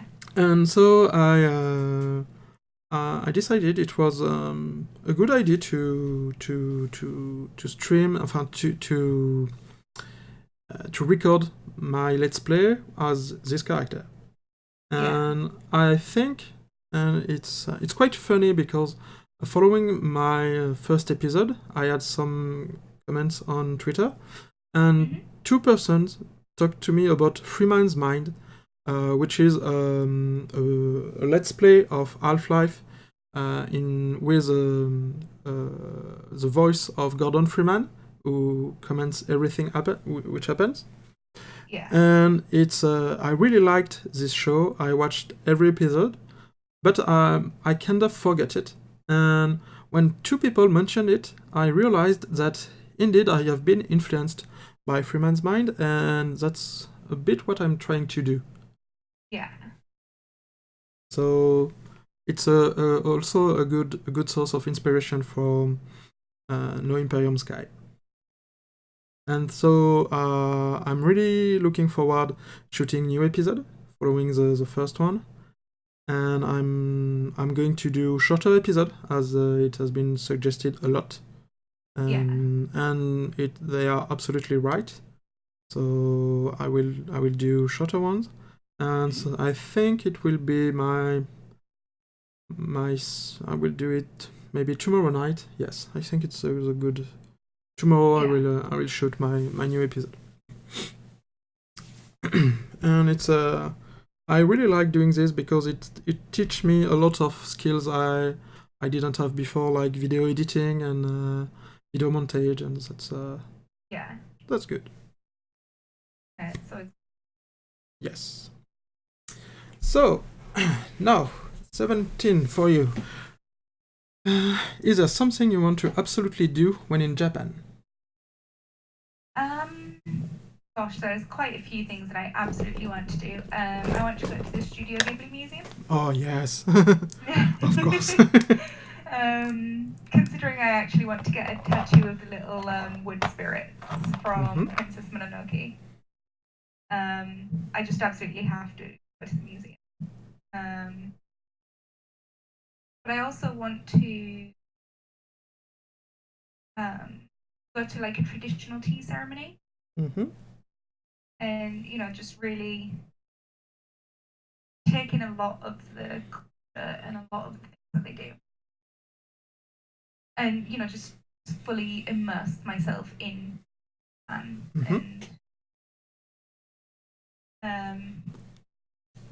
really just get a feel for what it's all about out there.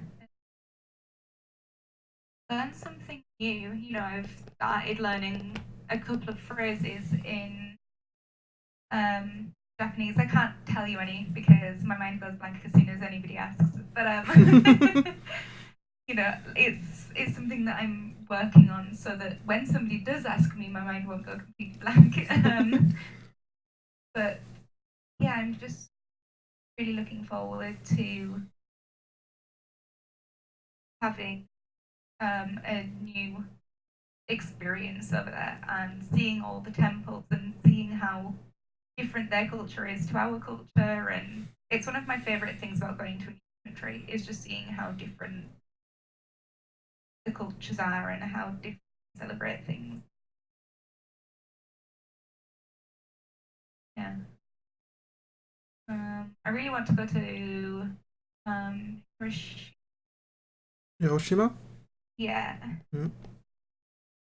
I go to the understand. museum there.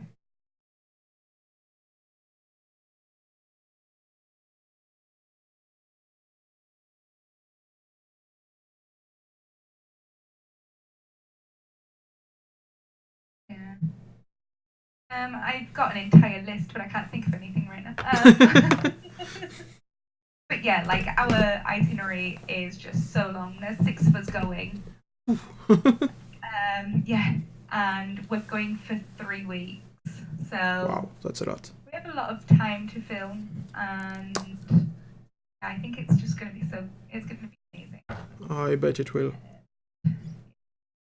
Make everyone jealous. I'm actually considering starting a travel blog just because I'm going to Malta in a couple of days. Literally Friday, I'm going to Malta for a week. Yeah. So, and then in December, I'm going to Amsterdam for a few days for my birthday. But I'm still wanting to go to like the Anne Frank Museum and stuff like that. Like, I'm not just going to get high or whatever. I want to go for like the history and, you know, the red light district and stuff like that, you know, really just immerse myself in a place that I've never been before. Yeah, that's cool. And yes, so like, and then obviously Japan, the big trip, because obviously on Twitter you're limited to however many characters. They increased it to from when it was 140 to 80 characters. And, you know, I can't really tell you all what I'm doing over there, and I can't show you all the amazing pictures that are going to come from it because, I mean, I'm sure a few people would absolutely love to just see their timelines flooded with pictures from Japan, but there's also quite a few people who probably wouldn't. And so I'm actually thinking about starting a little travel blog just so that I can share this with people without taking over the entirety of people's timelines for however many days I'm away for. I would definitively read it. Oh, thank you. Because I am, I prefer on internet. I am better at reading things than listening or watching videos. So Yeah. yes, it's quite funny because it's a bit ironic because honestly, I don't think I would watch the video we are recording right now. It's no, it's not my. I'm more a reading guy, so a travel blog sounds perfect for me. Awesome. Well then, I will definitely do it. Very good, thank you. Honestly, if only one person reads it, then that's good enough for me. It's just really a place for me to like share all the photos and Yeah, and keep memories of the event. Yeah, definitely. Yeah, you know, I have a blog, and my blog is mainly to keep memories of events. Yeah. Why not? Sometimes you Yes. physical reminder.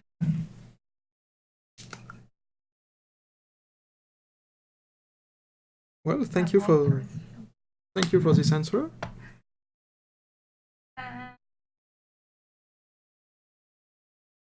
Oh yeah. So my next question. You obviously can speak French and English, but can you speak or read any other languages? Well, I can speak a bit of German. Ich spreche ein bisschen Deutsch. I have learned a bit of Japanese, Yeah. but most is lost. I think I still can introduce myself, but not much more. And I can only read Spanish and Italian and a bit of Portuguese, but only Yeah. because they are very close to French. Okay. And so I can understand some an easy text. I can understand them. Yeah. But mostly, yes, it's French, English, and a bit of German. More than I can speak. Do you know some word in French?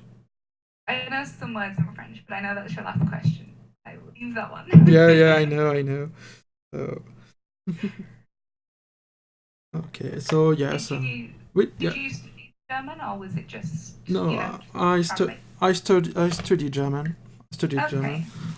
In France, you have to study two language plus French. Oh, and I have also studied Latin, but honestly, I don't find a lot of Latin speaker around me. No, Latin does seem to be a bit difficult. Oh, and also I yes, I know another language. It's in my engineering school. We have a French. We have a special language. It's a deformation of French. So most of the words are like French words, but some are changed. And if I really speak using only this language, most French people won't understand me. Okay. But people who have made the same school of as me will understand. It's our secret language. Yeah.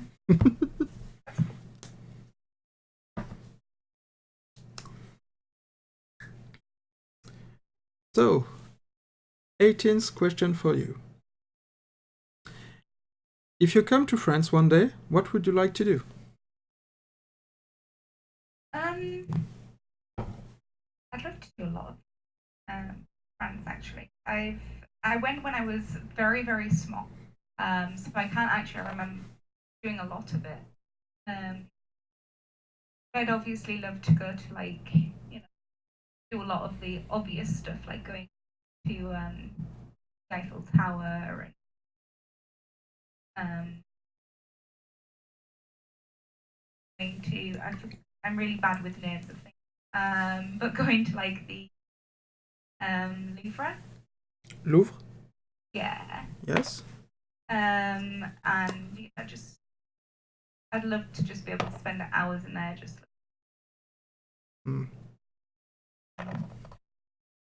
I'm not really like big into art and stuff like that, but just the idea of going there is just something I've always wanted to do.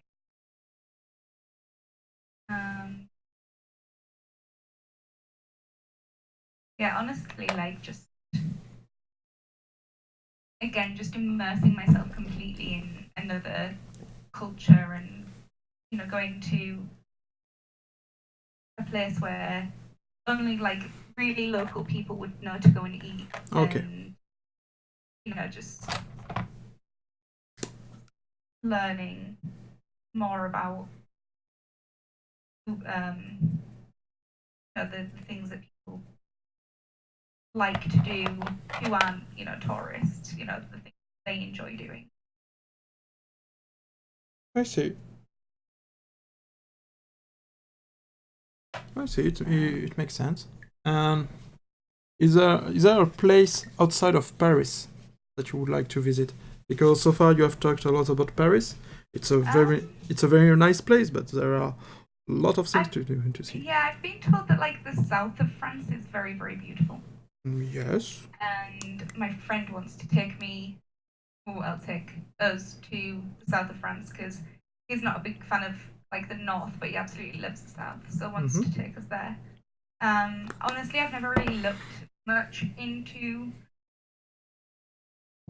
what's really around, other than Paris, because you know that's the big place that all the tourists want to go. But honestly, like big dream one day would be to just jump in a car and just road trip around it everywhere and just see the entirety of Europe, the entirety of France, go from the north to the south or south to the north, whichever way is easier.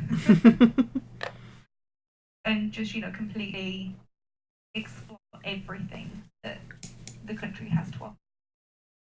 I see. Interesting. Well, I'm very much into exploring,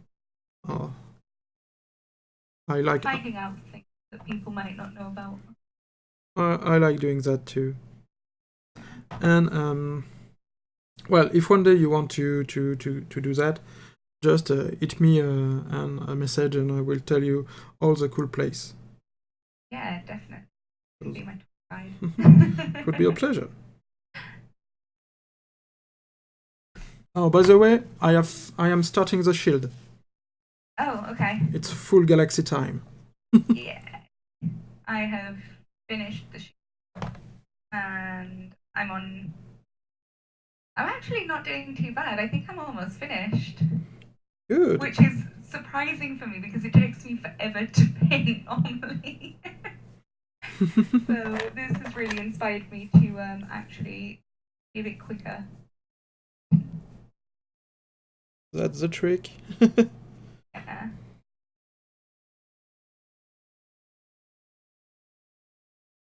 Okay. It's my question to you. Yes. So what's your favourite thing about living in France, and would you ever consider moving? Okay. I am. Let me. My favorite thing with living in France. Well, it will sound a bit cheesy, but it's my friends. Yeah. Basically. Sweet. So yes, that's the best thing. And do I have considered to go elsewhere? Yes, I do. I've considered going to Canada because I visited it once and I really loved it. Yeah. And also.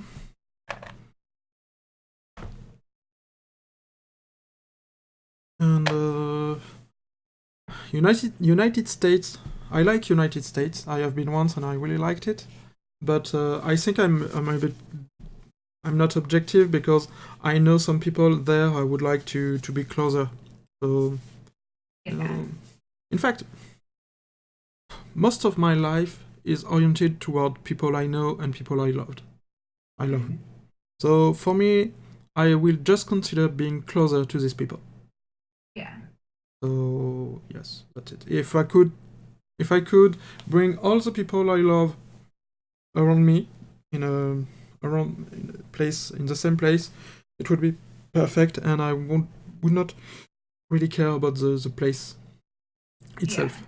Well, with one exception, I don't like it, so it would certainly be into a North country. Okay.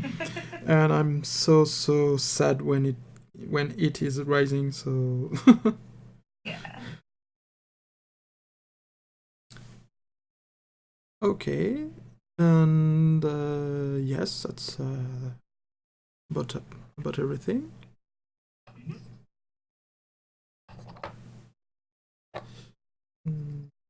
Oh. And so, on your side, 19th question. Craziest thing you have ever done and want to share, of course.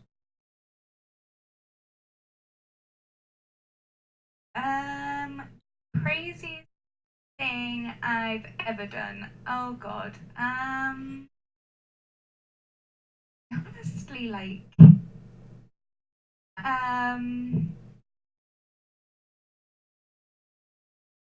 don't know what the craziest thing, I guess. I don't really do many crazy things, but I can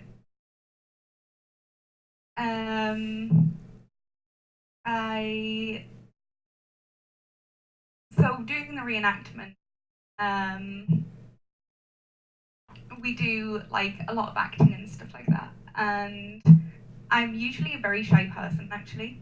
I don't like to talk to a lot of people, and so actually just going out and doing the acting is just entirely crazy to me anyway. But obviously we camp in field with a lot of other people, and some of these people are very much night owls, and they like to be out until 3 a.m. in the morning. And one weekend, there was a group of people who were sat right outside our tent, and they had spent from about midnight up until about 3 a.m. talking, and it wasn't even like, it was the same story over and over and over again. And I don't know if you've ever been in that situation. Yes, where yes. you just, yeah. And you're like, okay, because these people have obviously had a lot to drink. And I'd also had a little bit to drink, but at this point I was just ready for bed and just wanted to go to bed. And so I'd sat there and listened, and by the third time I'd heard this same story, I got up out of the tent and I just screamed at these two people and was just like, "You're not even stood outside your own tent. Can you just please move to your own tent and finish this conversation? Because I have heard this story 3 times now, and I honestly do not care what you have done in the army. just move on." And I would never have done that. Like, if you'd have, like, I've been doing this for like 5 years now, but yeah, 5 years ago, I would never have done that. I wouldn't have even, like, I would have just bitterly complained about it in the morning. But yeah, just actually getting up and shouting at these people, and then the next morning, one of them came up to me whilst I was complaining, and he heard me complaining to my friend about the people stood outside the tent, and he was like, "Oh, I'm really sorry, that was me." And he'd been trying to get the person to stop talking for ages and, try and move on to something else. He couldn't get them to move on. And he was actually so grateful that I had stuck my head out the tent when I did, because it meant that he could actually move on and go to bed himself, because his girlfriend was already in bed at this point too. So he was just stuck in this situation and couldn't get out of it. So he was very grateful. But yeah, just it's just such a confidence thing with me. I've never really had any confidence to do anything super crazy. But yeah, I think just having that little bit of confidence put in there. It's made me do things that I probably wouldn't have ever done before I started.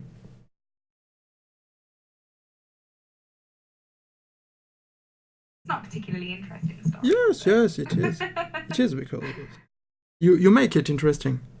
Oh. It's yes, absolutely. Okay, good. clock is ticking. Yeah, I know. Right. I'm just trying to get this blue tack off now. Because I kept the shield separate to do the galaxy. Yeah, me too. Me too. Right. Okay, so what's one thing non-hobby related? Because I'm assuming that you would obviously go to what? So, what's one thing you absolutely want to do when you go to the UK again? I mean, it could be more than one thing, but I just thought, you know. Yes, I know what you mean. Non-hobby related. I think I would like to do a trek in Scotland. Yeah. Yeah, because I have seen really nice video and sorry, it's getting a bit late and my vocabulary is less effective at this time of the day than earlier. So yes, I've seen a lot of things about Scotland and the castle and everything. So I would like to take a long trip to walk in the islands and to enjoy the wideness. Yeah. Because you see, I like to say that France has been tamed. You know, you can go almost everywhere and there will be field, there will be small village, there will be there will be you will see that men have come here. Yeah. And I'm always looking for places where you forget that that men have come. And so I imagine Scotland like this, and that's why I would like to go there. And also because I want to one day I really want to buy a real kilt. Okay, yeah. Because as I tend to suffer from it, I would really like to wear this because it seems very comfortable when it's hot. Yeah. So yes, that's what I would like to do if I go to UK, and which is of course not hobby related.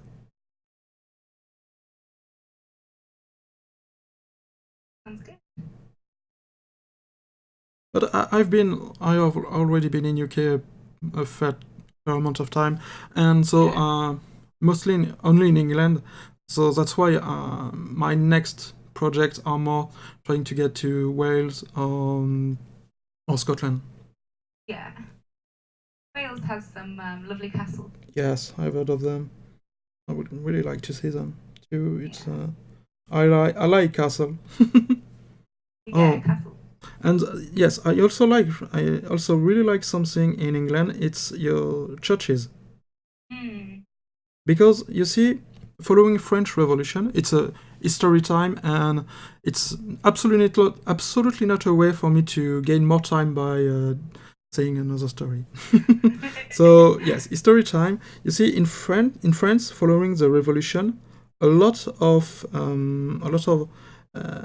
churches have been destroyed or damaged, and so nowadays, when you see a church in France, you'll see a lot of things have been destroyed, and you can tell that the church was not like that at first.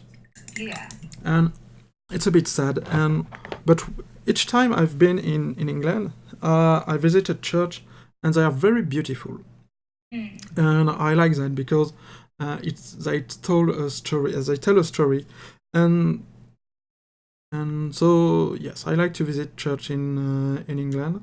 And something really which I think is really interesting is the fact that church in England are less religious than in France. Because when you enter in a church in France, it's really heavy. You feel all the weight of the church, of the big church, the Catholic Church on you. You feel feel this weight on your shoulder. Everybody is talking in whisper, and it's not always easy to go. Yeah. And most of the churches I visited in England, it was not the case. It was more light-hearted. You could have talked with a lot of people. It was really lovely. I have a quite quick fun story to tell about this. I've been in at Leicester, near Nottingham. Yeah. Yeah, and I visited indeed the Warhammer World. But in Leicester, we had a flat. Leicester. Leicester, maybe. Oh. No, it's Leicester. I was really confused what you were saying at first, but yeah, it's Leicester. Leicester. Okay. Yeah. Sorry. It's okay. Leicester. A lot of people confuse it, so yeah, no, it's fine. And so our flat was near a church, and during all our stay there, the bell were ringing all the time. Yeah. And we were wondering what's happening. There is no religious celebration. Why did the bell ring all the time? So I went to the church, and and there I learned that in fact there was a group of bell ringer who they were traveling all around England to ring the best bells of every church in England. Okay. And so they were there, and as they can only go one by one to the top of the clock tower, the bell tower, they were taking turns, and they were ringing the bells. And that's why all day long the bells were ringing. And I had a lovely chat with a lovely English lady who explained me all the story of the church, and it was really interesting, and I really liked that because it was really the story of the church, but from the historical point of view and not the religious point of view. Yeah. Always nice when you get stories. Yes, it was, and I liked that because it was not planned. Yeah. I was just going to see why do they ring the bell all the time, and finally I spent a couple hours talking with a wonderful person, and yes, it was. And I have to say, English people are very, very nice, and I always had very good time when I was in England. Oh, good. And yes. So we are closing to the last question, and do you have enough time? Oh yes, it should be good. Okay. I will improvise for my last one. Oh gosh, okay, it's my big question. Oh no. Yes, yes, it's a big one. So. I need to find it. So. I wrote it down. So. Because I knew that I would forget. So, dear Becky. I speak more German than I speak French. So, dear Becky, can you say something in French? Yes, I can.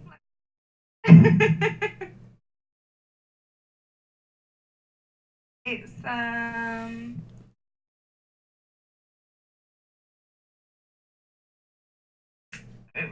it's gonna be really bad and probably not even correct. But I'm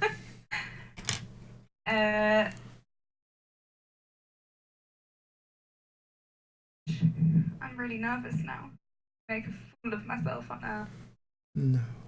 Sure, it's going to be good. Hopefully nobody else will watch this part. It's almost 2 hours and 46 minutes. Or nobody will get there. No. Bonjour, je m'appelle Becky. almost so far. I Wow, think. very nice. That's Very nice. as far as I can go. Very honestly, it's a very nice take on French, and congratulations. Yes, it's yes, very nice. And so to answer your question, eh bien ça va très très bien et je passe pour le moment une excellente soirée et je suis très content d'avoir pu faire ta connaissance. Yes, I understood none of that. So I was saying yes, I'm really good and I'm having a very good evening and I'm so glad to have the chance to meet you and learn more about you. Oh, thank you. I'm having a great day.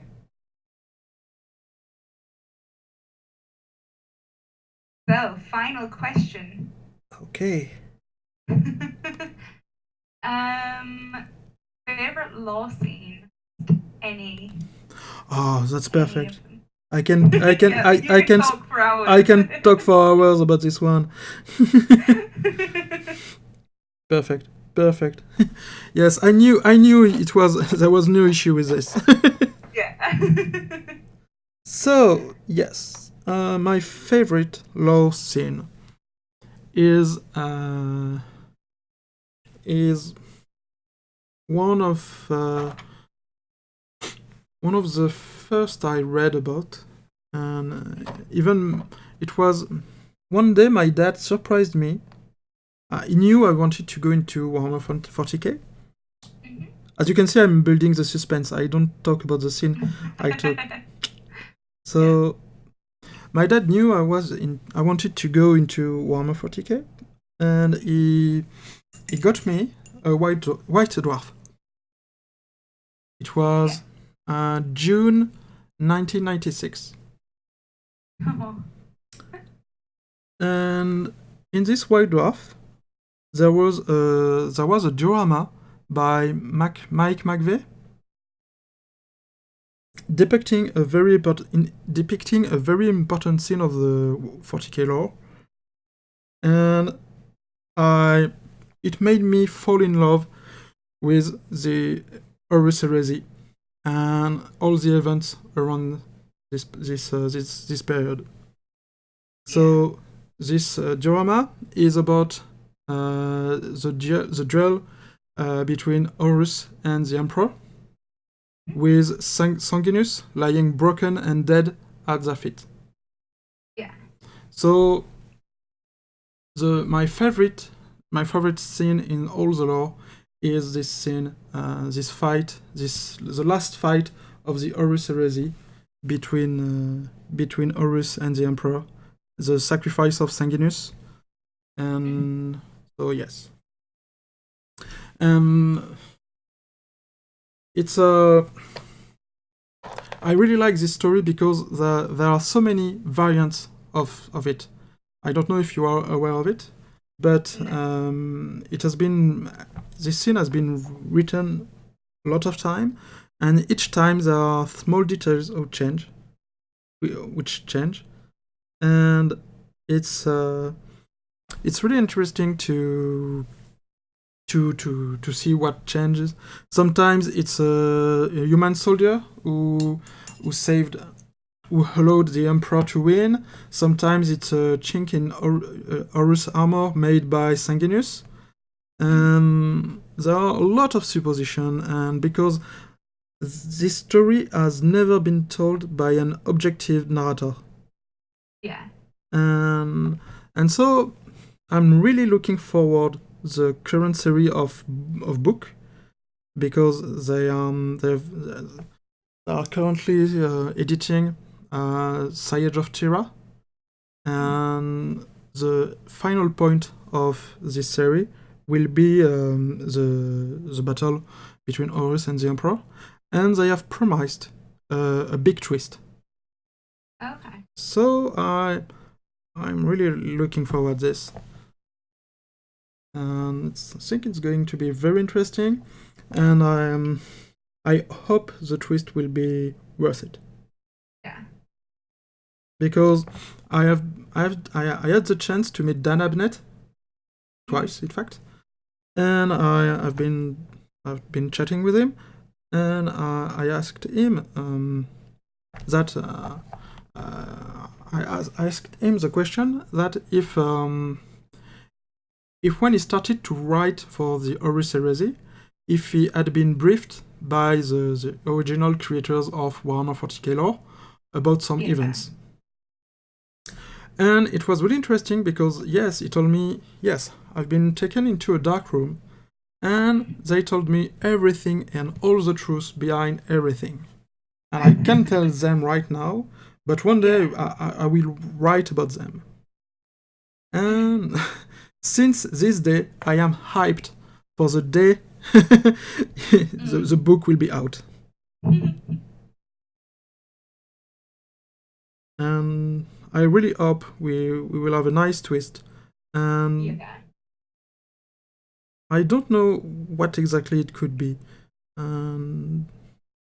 Maybe it's the Emperor who killed Sanguinius because Sanguinius betrayed. Maybe it's not the Emperor on the golden throne. Maybe a lot of things, and it's really, well, you have to know it's really for big lore lovers of Warhammer 40k. If you don't really know it, it's not really interesting, but yes, for me it's really something I'm looking forward. Sure. I hope you get this surprise. Yes, I hope to. Honestly, there are some. In some case, I would be disappointed. Not a lot, but in some case, there are some situations who would disappoint me. Mostly, if in the end they depict the emperor as a bad guy. Yeah. Because in the old school Warhammer 40k lore, the emperor was perfect, and no one ever doubted of him.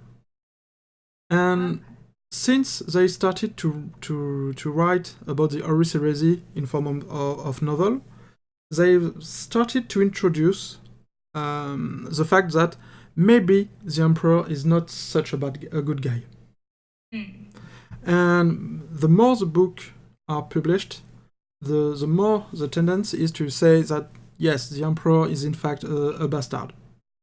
Yeah. And I would really be disappointed if in the end the twist is, and yes, he is a bastard, because they have already written 50 books about destroying slowly all the myth around the emperor, and I would be a bit disappointed if in the end it's just this who comes out.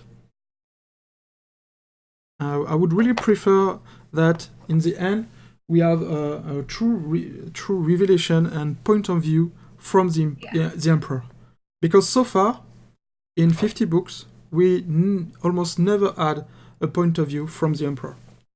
Oh, okay. Yes, that would be interesting. And I have to find things to say because I have my last. I'm at last color, so it's not even a color; it's art coat. I am looking for my. Because that's what I mean. I like how art coat makes things shiny. Yeah, it's nice. I found it. Very good. Very good. So, so I'm going to talk about one of my other favorite lore scene. Yeah. And I think it's the first Tyrannid War. Okay. It's more than a scene, of course. It's a lot of events, but I really like how it was new at this time, and how well written is it is the description of how it happens. It's it's a really good story, I think, and it shows that something totally new came from the outside of the galaxy, and the Imperium doesn't know how to react at first, and really has to go to desperate takes to fight them, and it was really new. It was really all the horror of Tyranid attack, and I really liked all this story. Because if you think, well, if you think in on a point of view of timeline, Tyranids are very, very new in the lore, because the first Tyranid war is in 750 of 40k, and now we are maybe 500 years later. So they are very, very new and very, very dangerous while being so new. And it's something I'm also really looking forward. It's the day where the Tyranids will really attack the galaxy. Because so far I'm quite sure it's only... I like the idea that it's only fingers who are trying to poke where it's easy to take. But there is a full body behind this.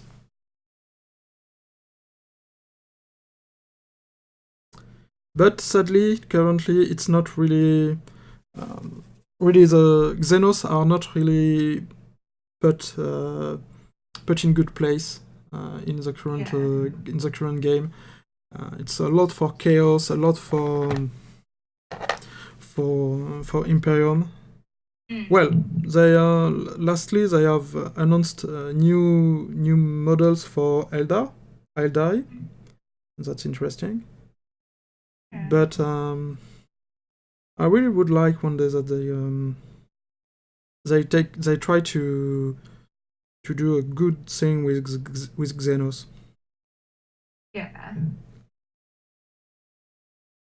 Okay, art code is almost done. One last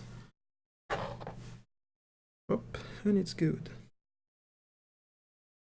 I don't know whether to put ad code shield. I just put a little spot in the center. Okay. And for me, it's good. I think I'm...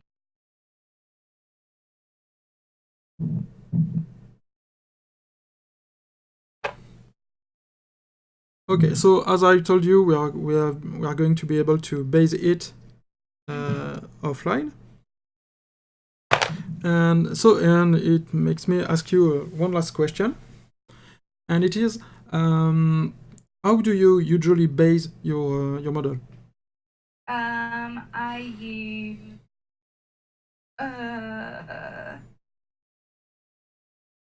I'll ask Andrew.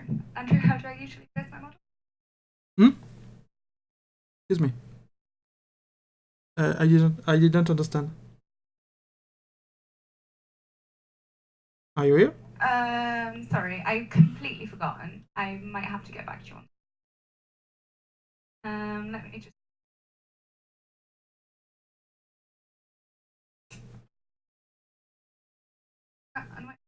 I do.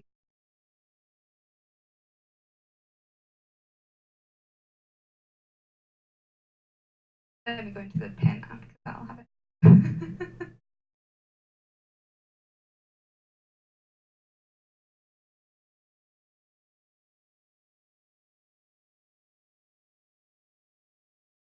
I use mash and iron crust. Very basic. Okay. Yeah, no, the technical. Okay. And then you paint it, or you keep it this way? Then I just dry brush it with the riser rust and tyrants. Okay. Okay. Very good. How do you have yours best? Oh, how are my Necrons? because I am not consistent on my base. Okay. So they are. I use Montfong Brown for the base, and then I just put a bit of sand and static herb. Okay.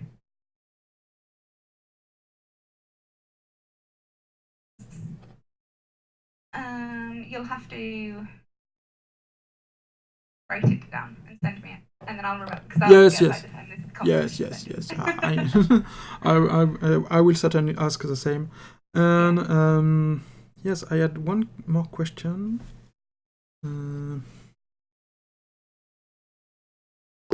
Yes. Do you want to see the model before receiving it, or do you want to keep the surprise?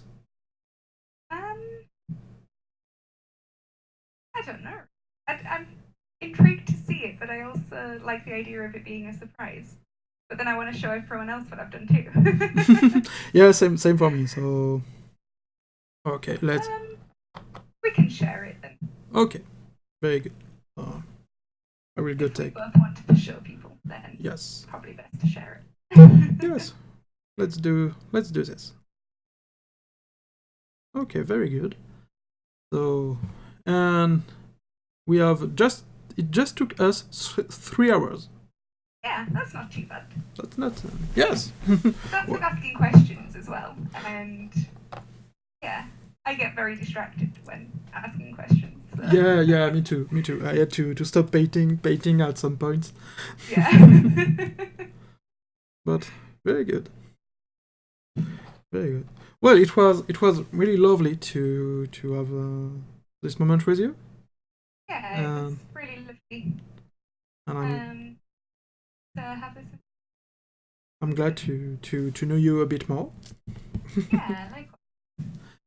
And it was really fun and an interesting challenge. Yes. And I think in some hundreds of followers we should try again. Yeah, definitely. Do another challenge. Yes. Which was one that you wanted to do?